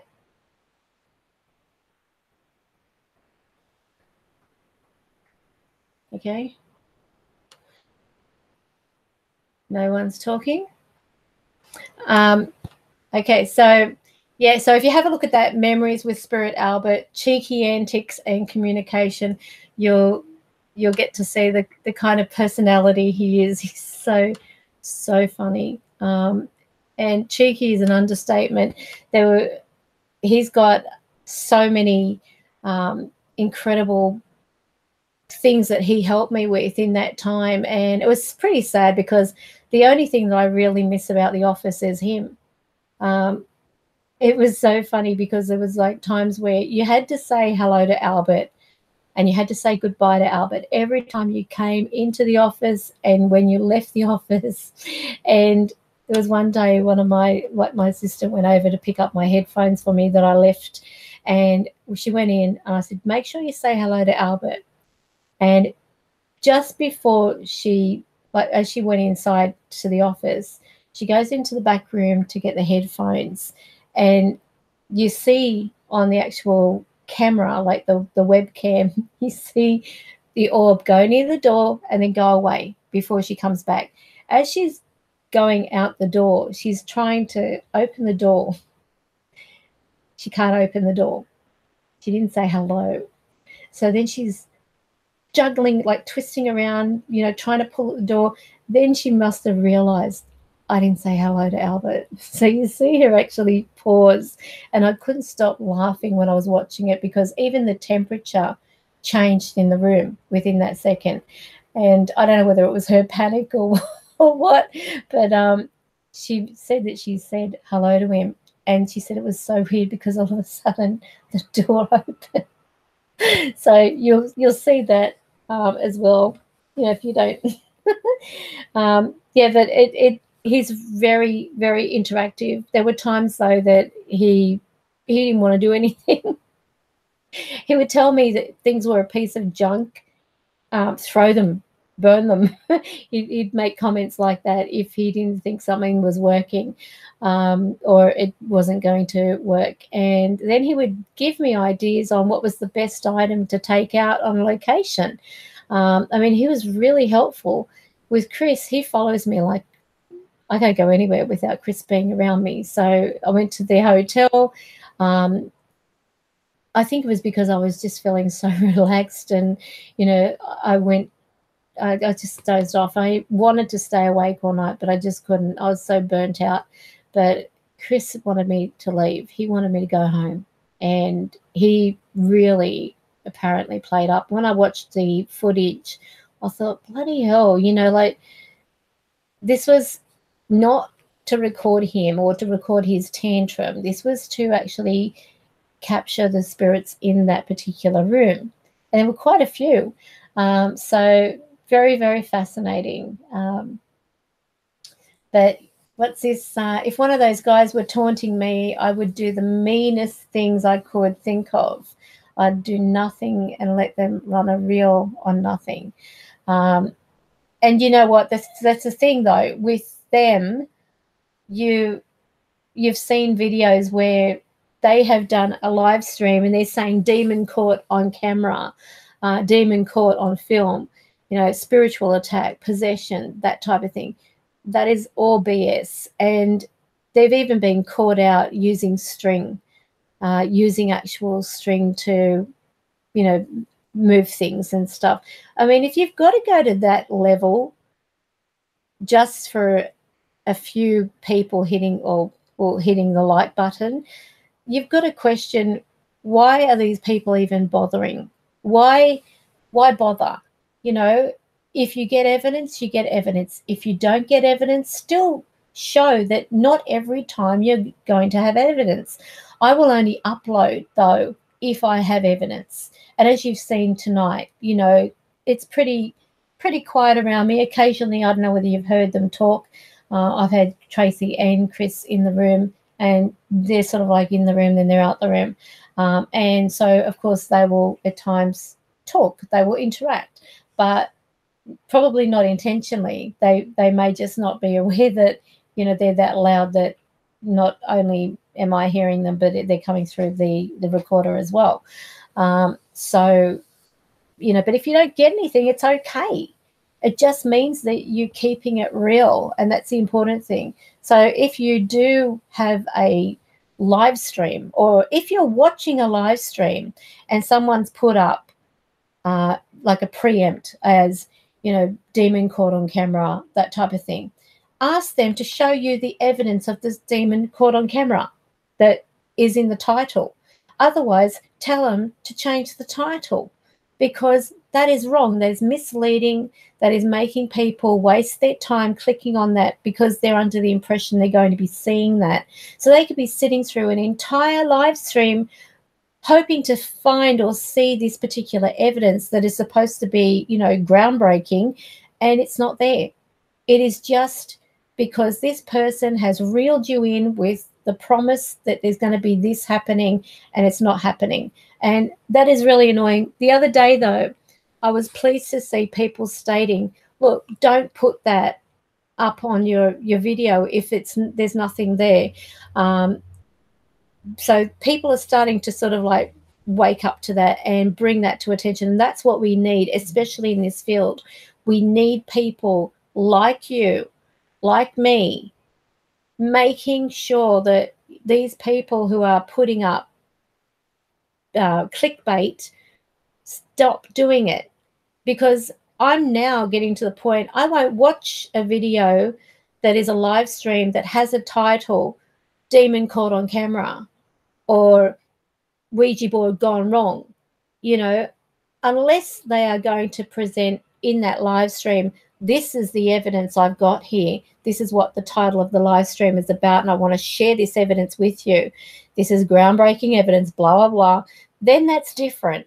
But by assuming or making people believe that in this live stream activity is going to happen, then that should set off alarm bells. You should be saying, well, okay, this person, if they are saying this is going to happen in this live stream, then are they rigging it? Are they setting it up so that something happens and we're under the impression that it's happened? Now, if they do use that as a clickbait and they don't get anything, they should automatically change that to state, you know, visiting location, or, you know, live stream with Ouija board, or that type of thing. But I'm now at the point, if I get fickled, or if I watch a video, like I was watching one by, and I'm not going to mention their name, but it had, what was it? Ghost caught on camera at the beach, and or something along that title. And this so-called ghost ended up being cows. There were cows that were close by. They got onto the beach and their eyes were reflecting off the light of the infrared camera. And they said, oh, I thought it was a ghost, blah, blah, blah. Now, this was right to the end of the video. So that person watching, the viewer, had to sit through the entire video to see this so-called ghost that was in the title, only for it to turn out to be a cow. I was so cheesed off. That was time that I could have used having something else to watch, or, you know, I mean, time is precious. And if you're wasting it on something where people are lying to your face, saying to you, this is going to be happening and that's going to be happening, then wipe them, you know, because it's what actually stands, you know, more importantly is the numbers. If you stand behind someone who is, you know, putting up a live stream like tonight, I've just put in there, you know, mysteries, monsters and whatever, but it's not saying, you know, we're going to see it. Where I've got let's talk mysteries, monsters and supernatural. So I could easily have baited people by saying, you know, we're going to see some monsters, we're going to see some, you know, supernatural activity here. But I've put there, let's talk about it. And in regards of, yeah, well, you know what, Scott, as I was of the same myself, there was a time where I didn't believe in demons. I didn't want to even mention them because I thought, why should I give them any credit? Why should I even speak about them? Because by giving acknowledgement, that type of thing. Thanks for joining. When you give that kind of attention, or you go calling out to things like that, then, you know, more fool you for whatever you get.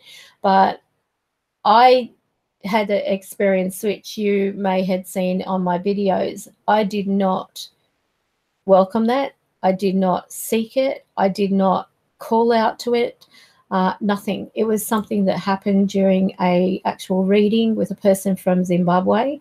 They had a doll that was in their family, and when he held it up to the camera, and this is what made me sort of like, this is weird. the actual video, as it got closer, it either experienced it had, now he could have had something magnetic in it, or who knows, but it was like just a handmade kind of voodoo doll, if you want to put it in a nutshell. And so he's got this bloody doll. The thing is telling me that it's actually caused death in the family. It has its own room, it has its own bed, it has this, it gets into something new. It's treated like a member of the family, and it's over 85 years or something that it's been in their home. And as he said to me, like, what do you pick up of it? I mean, I'm not an expert on dolls, haunted dolls. I believe that unless you've got that particular doll there, you can't just say over a web stream or a photo, yes, that's haunted. You might have an old looking doll, but it might just be an old doll. It doesn't mean that because it's old and it's all, run down looking and had wear and tear that it's haunted. That's what makes me angry, when people say that these dolls are haunted and they've got these bodies of, or these souls of other spirits in them and stuff like that. I mean, honestly, well, that doll in particular, he said that one of the relatives did try to actually get rid of it, and they ended up choking on their own blood. And he said it's just, there's something with this, he said there was one guy who came around like a tax collector or something, and he was laughing at the doll because the doll had a place at the table, and he was mocking it, or was that whatever. It's all on my live stream anyway, the live stream that took 5 hours almost, and ridiculous amount of time. But I was too scared to turn off the live stream because I didn't know what was going to happen, because I could see these, it looked like funnels of light spinning in certain areas of the room, and it didn't feel comfortable to me. It didn't feel like my normal visitations type of thing. It felt negative. The energy in the room changed. It was sickly. It was a sickly kind of feeling. But anyway, cut a long story short, whatever it was, from that moment, things happened. Things went, I got sick. I felt horrible. My daughter got sick. There were things moving. It was just awful. It was a horrible, toxic kind of feeling in the environment. So I even got to the point where, well, that taxman who was laughing at it, apparently he dropped down dead just as he walked outside the house onto the road. He was like this. You'll see it all in the live stream. I'll tell you all about it. But it took me 4 house cleansings to get rid of whatever it was that was in here. And honestly, even to the point where Chris left, Tracy left. Tracy actually got thrown to the floor. You can even hear the thud in the video, because I wanted to try and capture these things using the Connect in the short haul, because I could hear them saying, turn off that, and mocking, and they were just nasty. And Tracy happened to be in there. So, of course, it tracked her. And then I could see them, but it wasn't tracking them for some reason. I don't know whether it was because they weren't formed enough or they had control over it. I have no idea. But you can actually see Tracy get physically thrown down, and you hear the thud. And I'm like, oh my God, and I didn't think they were coming back. I really didn't think Tracy and that would come back. But it's on the video where you've actually see what looks like a demon, and the wings kind of thing. So if you watch that video, that the actual video footage of Tracy being thrown, it's horrible, especially knowing that this is a child spirit being attacked by things that aren't even tracked enough. They're not being tracked. But it was sickening for me to see, and I hesitated at first even wanting to put that up, but I thought people need to know that they will even attack normal spirit. They will attack the decent spirits around. I never wanted to believe in it, but after that experience, I've got no other word for it but demon. I had never felt anything so uncomfortable in my own home. I felt sick. I was thrown down the stairs. I was lucky enough to grab the railing so that I could break my fall. Otherwise, I would have, who knows, I might have had a broken neck. I'd be dead, and God knows what. But it was pretty full on. Nothing you can joke around about. I mean, as I said, I never believed in them before, especially the demons. Never believed in it. Didn't even want to acknowledge it. And these people that intentionally go out calling them, are they right in the head? I mean, seriously, you have no idea. These things cannot be contained. If they want to attack, they will attack. They don't care who you are. You cannot stop something that is energy. You cannot physically put your arms up and say, "Get away from me." They are an energy. They're an energy form. They are just, it's pure evil. It's the only way I can describe it. Pure evil. And I honestly, as I said, I never acknowledged them before. I never believed in it, didn't want to talk about it, nothing, until I had that experience. And then my mind was like, oh, this is too confronting. It's certainly not something that that I think should anyone be welcoming, no matter what. They might thrive on fear. You're referring to the bad spirits, the demons? Yeah, they do. They do. They thrive on their fear, but the thing is, you can't stop that fear. It's not as though you can. I mean, like, I can go into the middle of a cemetery on my own, sit between two gravestones with no torch, and speak to those that are around the area on my own in the middle of the night and not be scared. But this was beyond. I couldn't even get to sleep. I was sleep deprived to something bad. I wasn't eating right. I was, it was affecting me in more ways than one. Even when I was doing my readings, I was hearing them around me. It was like they were going from one side to the next. And it was awful. And I felt like I was going mad. I really felt like I was going mad. No, they can't. They can't be grounded out like a plasma ball. I don't know where you got that from. Nah, they're determined. You have to fight fire with fire with these things. And it was a lonely kind of feeling because no, like, Chris didn't want to intervene, or dumping a capacitor. I don't know where you're getting this stuff from, Scott. It's not like Ghostbusters or anything like that.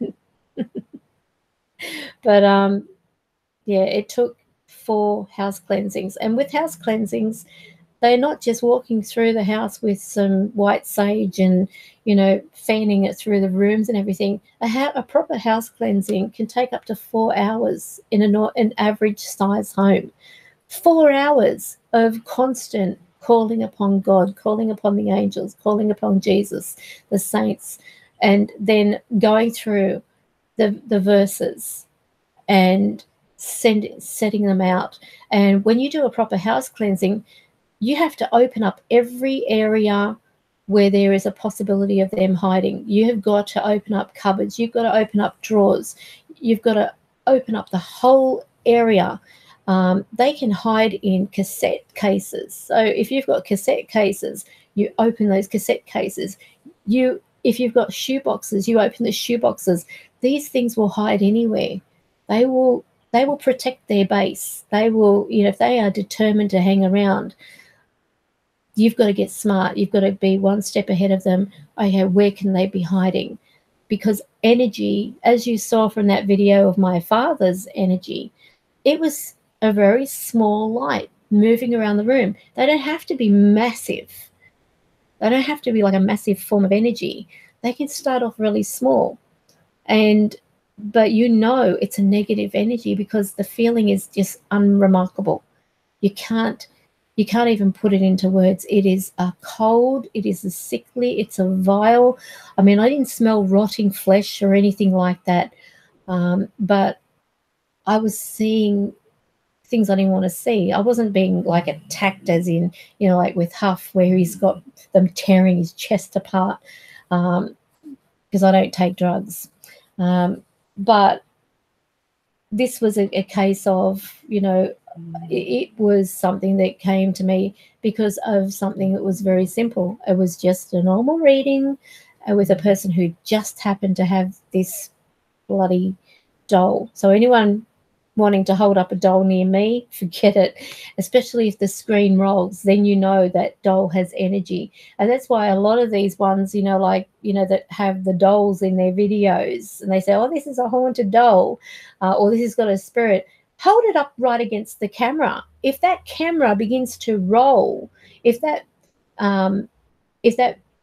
camera is affected because of the energy coming off that doll, then yeah, there's a possibility that doll's haunted. But if it doesn't, I'm not going to believe it. Sorry. But, you know, just because dolls look scary doesn't mean they're haunted. You can have an ornament that can be haunted. You can have a calculator that could be haunted. It doesn't have to be a doll. You know, if they want to find a space to hide, they will hide. And that's why when you do a house cleansing, you have to open up everything. You can't just, you know, willy-nilly walk around, oh, well, it's all done now. White sage, it's a lovely scent, everything's gone. You know, you're doing a Band-Aid solution if you think that is going to make it, you know, all better. But you've got to go through the whole ritual. So be prepared. If you ever do a house cleansing, then you have got to go through it like a fine-tooth comb. Think of it like removing head lice. After my encounter with that one that said knit. You can't. I don't believe you can live with it. I really don't. I don't believe you could live with that. There's no way. I mean, for your sanity, number one, and your health. So, well, that's the thing. They're not stuck in a doll. It's a form of a place where they can take time, or like a hiding place, if you want to put it that way. I don't believe they're stuck on anything. I don't believe that they're attached to chairs and they're stuck in it, that they can't get out of it. I mean, you think about speed. So energy, because everything else around us is made up of energy. You think about doors, you think about walls. If you look at it in a, you know, like a powerful magnifying glass, that type of thing, you'll see that it's particles all put together and it's energy. So it cannot be contained. You cannot contain a spirit, but the spirit can choose to dwell in something and then, you know, release itself when it's wanting to get out of it. You know, it's just sort of like if you think about a hermit crab, you know, it doesn't have to, because it's got a shell doesn't mean it's got to stay in that particular shell. It goes looking for a bigger shell when it grows, when it gets, you know, bigger. So the same thing I feel is applied to spirits that, you know, attach themselves or take in that item in particular. What's this? Physical and mentally impossible. So I'm not sure, did I miss something? That could be how a talisman works. Can you elaborate? I'm not sure what you're referring to. I don't see how these people live with it. If they're so powerful, how come they're stuck on a doll? Yeah, so I don't believe that they are actually stuck in items at all. I believe that they just attach to the item. It's like if you go to a cemetery and you happen to walk by a grave and you see something turned over, be aware that there may be a spirit that's on that. And if you go touching it, you've instantly connected with that spirit and it's attached itself to you. So that's how we can take spirits from cemeteries and stuff like that. Never, ever, ever pick up anything from a cemetery, even if it's with the best of intent. I had a cousin who, her little boy, who was 2 at the time, he just lifted up some flowers that had fallen out, like a little vase, and sat it upright. And I said, you shouldn't have let him do that. And she said, why? You know, it's not hurting. And I said, you don't know what might be attached to it. And she said, oh, I don't believe in that stuff, you know. Well, it ended up, he had trouble sleeping. All of a sudden, this little baby that was okay, going off to bed, not having, you know, any restless nights, suddenly was having bad dreams. The man. And she said, oh, you must have put it in his head. I said, look, I swear I didn't. That day I just said to you, you shouldn't have let him do that. And I said, but he wouldn't have, you know, I didn't say or pull him aside and say, there's a bad man going to get you or something like that. I wouldn't do that to a kid. But she didn't want to know. So what do? That's what happens. You don't go picking up things because you just don't know what might be attaching itself to it. Some things may be intentionally pushed over because they can see you coming along and they think the only way to get out of this holy ground or this holy area is by attaching myself to this person. It's sort of like piggybacking, if you will, out of a location, because they can't just walk out of a holy area. There's some type of holy ground that is containing their soul. I can't explain it, but I've had cases where I've had them say, you know, let me in the car. I mean, if I don't get a very bad feeling from them or whatever, then I'll say, you're okay, well, you can come in the car. But then that's it. They go. But this is the thing, you can't take that risk. I had cases where when I went out to a cemetery, I was saying, okay, I'm going to go now. Thank you for having me, blah, blah, blah. And I heard something being thrown. So I got the camera, which was a night vision camera, panned it around. On the ground was this shiny thing. I thought, what is that? What's that shiny thing? I said, did you throw that? And I heard laughing. And they said, get it, pick it up. And I thought, I'll go and I'll have a look at it. And when I got over there, it looked like an ice pick on the ground. Now, where an ice pick would come from is anyone's guess. But this was actually glowing on the ground. And I've actually gotten in, I think it was A Night at the Cemetery, I think it's titled. But yeah, if you're a ghost and you want to help people, look, I believe that there's many of them help win the lottery. You know what? If that were the case, my dad, I'm sure, would help me win the lottery. But there is a certain limit, I believe, from what I've been told, with the spirits.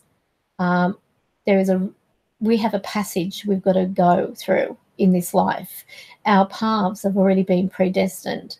And you know, I'll be a first one to admit, I've bought lottery tickets. I've gone into Powerball. I've gone into Lotto, you name it. And I've even said, Dad, if you can, or Mum, you know, help me win something. Help me, you know, so that I can just, you know, pack up and go somewhere or whatever.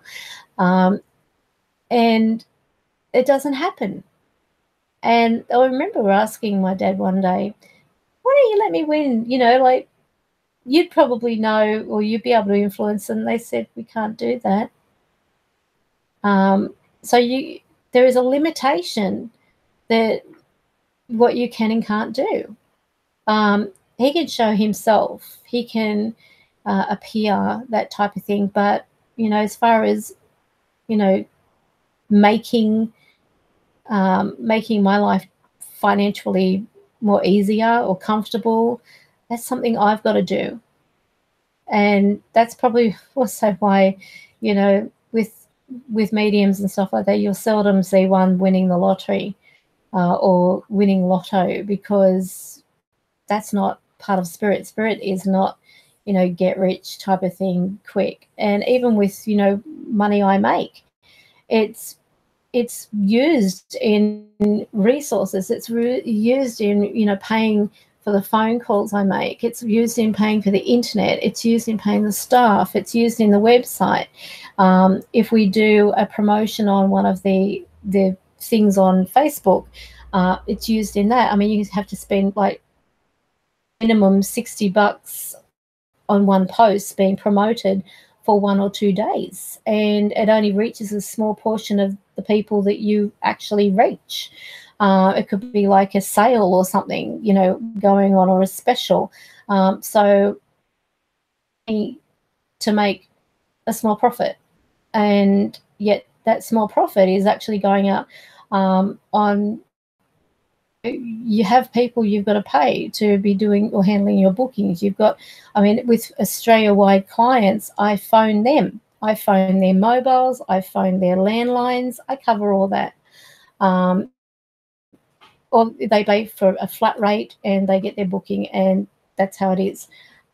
With overseas clients, they pay a flat rate. They get their booking either through Skype or Messenger chat. I mean, to call overseas defeats the purpose, because you'd be paying more than what the actual reading's worth if you were to do an hour. And some readings go over an hour, but they don't pay any more, you know. So it's not like these celebrity type of mediums where they're charging $500-600, sometimes up to $1,000 for a reading.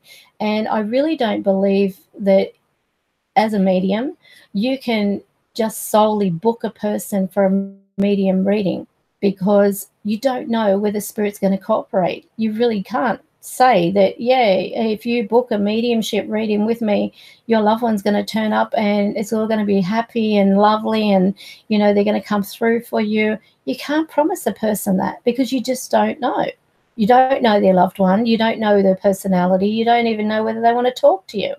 So you can't do that. So that's why I will never just solely do mediumship or platform readings just purely on mediumship, because I feel it's really unfair, especially as people that, you know, they'll pay money, and if no one comes through, you can't make it up. You can't just, you know, well, oh, Bill's here, or Robert's here, or Joe Blow. Popular names. What's a popular name? Oh, William's a popular name. You can't do that. I mean, I prefer to go in with proof. That's why, you know, with e.v.ps, that type of thing. I did a live stream, which is voluntary, by the way. I give about 2 hours of my time for my clients on Facebook. It's a private group, not one that, you know, just anyone can join. They've got to basically agree to the rules. The rules are be respectful to other people. You know, if you what was it? Interact. You know, just interact. Simple rules, nothing, you know, like tell me all your business or anything like that. But it's really important to know that no one can promise you that your loved one's going to come through. Nobody. No, not even the best of us can promise you that. But I did, and I've got the video up, which I found quite exciting because the connection was straight away. I didn't feel the woman around me. This lady said, I just want to know if my mother made it safe to the other side. And I said, well, the only one to tell you that is her, not me. So I'll see what we get. So because I didn't feel her around me, I thought, well, spirit box, that way I can connect, hopefully, to the external side of the realm here with me. They can be, you know, anywhere. And I will ask this person's mother to come through. Now, I didn't know the mother's name. I just said out loud the lady's name. And I said, if her mother is here. Could you please come through and can you say your name? Straight away on the spirit box, you hear Margaret. And I said, now, if you can hear her name, and she got back and she said, I heard Margaret. And I said, is that her name? I'm assuming. And she said, yes. Name straight away, bang, Margaret. Then talking about other things, you know, like a baby. And she actually wrote in the comments that the baby would be her brother who has just found out he's going to be a father. So tell me that is not evidence. I mean, you're going to get pareidolia, you're going to get radio garbage, you're going to get things like that, but spirit do have free will, a choice. They can talk to you or they don't talk to you. But when you've got someone saying, that's my mother, that's her voice, that's her name, within a few seconds of starting that, then great, you know, and all I can say is thank you to the spirit for coming through. So the actual video is up on the on this channel, and it was connecting with Margaret. It was beautiful. It was actually a very short but very straightforward, fast connection, and that was through the spirit box. So, I mean, obviously, if they're not around me, I can't give that person anything. And I will tell a person, you know, sometimes they'll be disappointed. Oh, I was really hoping to hear from my mother or my father and blah, blah, blah. And some people get the idea that if you're not connecting with their mother and father in, you know, straight away, you're not the real deal. And that's not the case at all. What it is that if they're not around me, I can't tell you they're here. I can't tell you anything unless they're around me, unless they're talking to me. And so that's the...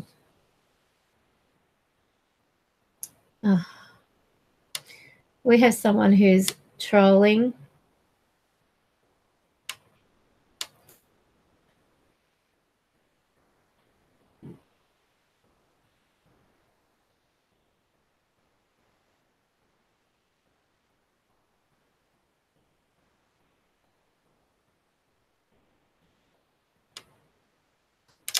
Oh my goodness.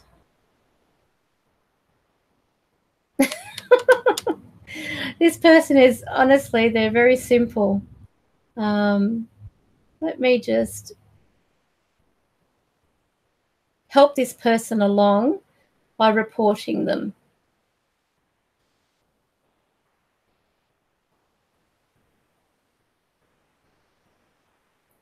So thank you for your time, Teo Lime, but consider yourself reported. You don't come onto someone's live stream and say you want to rape them or words to that effect. I find that there's obviously... let me just... let's have a visit on this person's channel. Okay.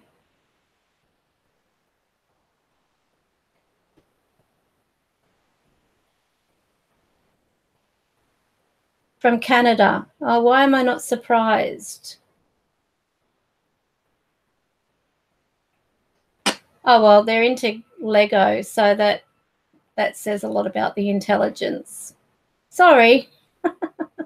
I'm sorry you've got this problem. Anyway, I don't know whether anyone else can see their thing, but oh, you're a sicko. You are sick. You've just confirmed yourself as a absolute... they wrote, I rape kids. So yes, if you want to know the person's name, it's Teo, T-A-O-T-O-A Lime. And so they rape kids. Lovely. So I'm going to be putting in a report. Don't worry, I'll keep reporting you. Just keep, you know. Oh, lovely. Real charmer. So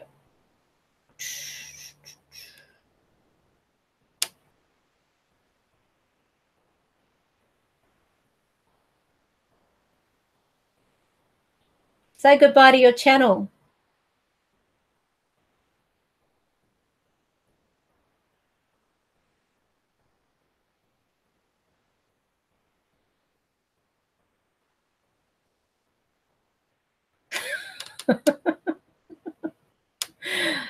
Honestly, where do these people come from?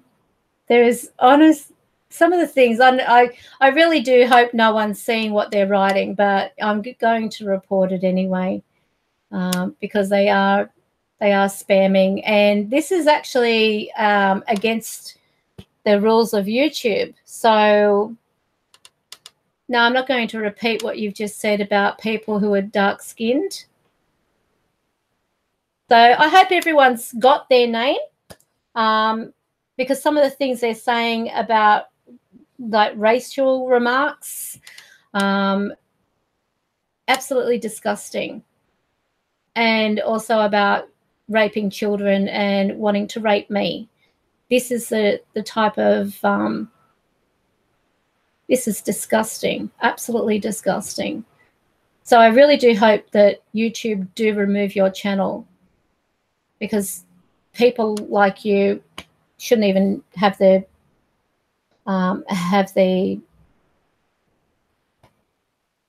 opportunity to have a channel. You're abusing it. So yeah, very disgraceful.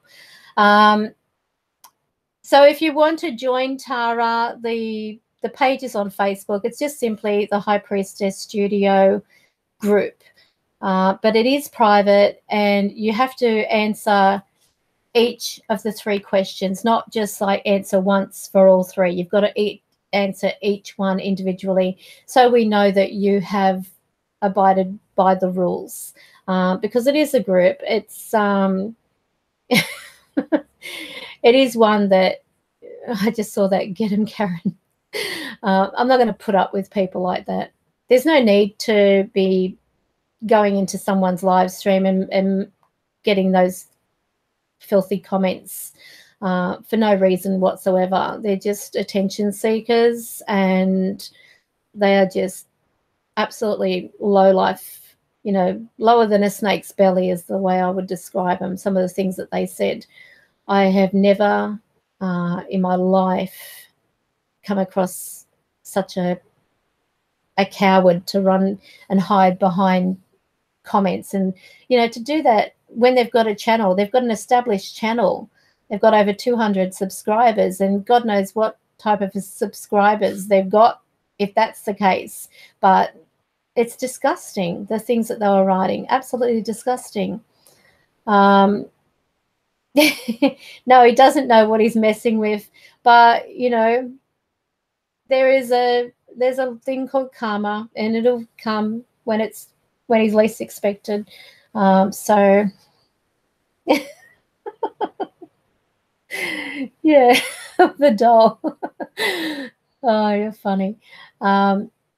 Yeah, it was actually coming up, show or hide, and I just went in, I just reported it.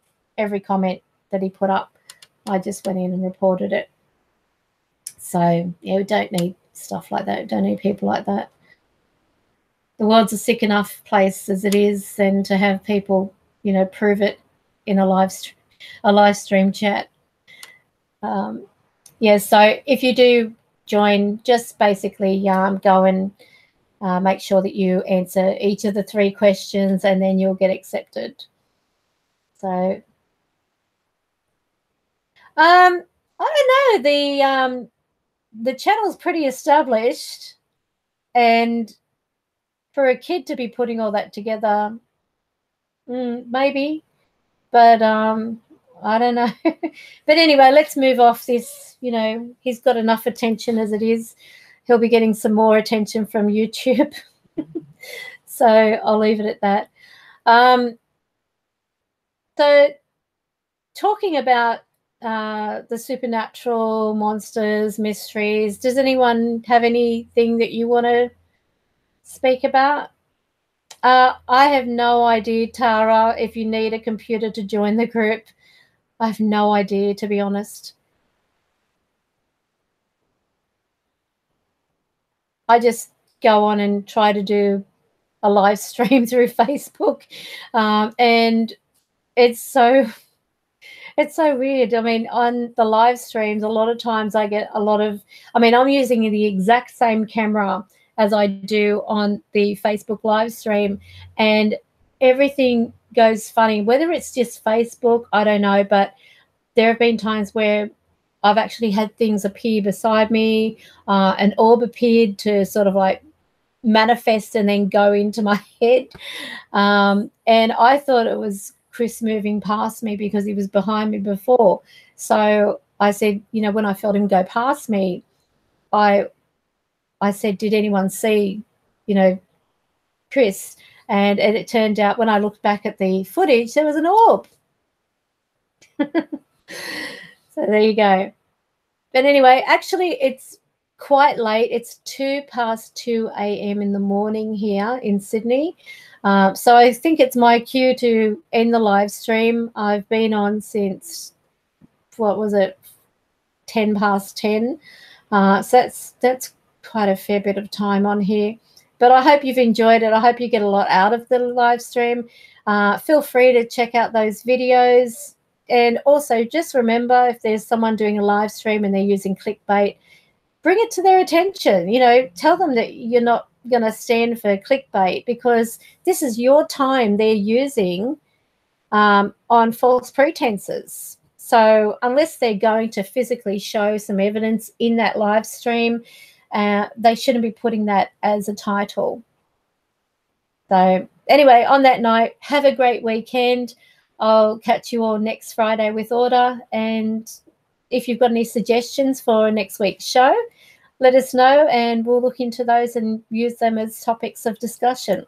So once the video is finished and you've got the opportunity to type your message underneath this video, then feel free to do so, and then I'll take that in consideration and we might be able to use it in the next stream or the one after. But thank you so much. And thank you for joining. I know many of you, it's very, very early in the morning from where you are. So I really appreciate the time you've given me. So take care. Have a great weekend. Bye.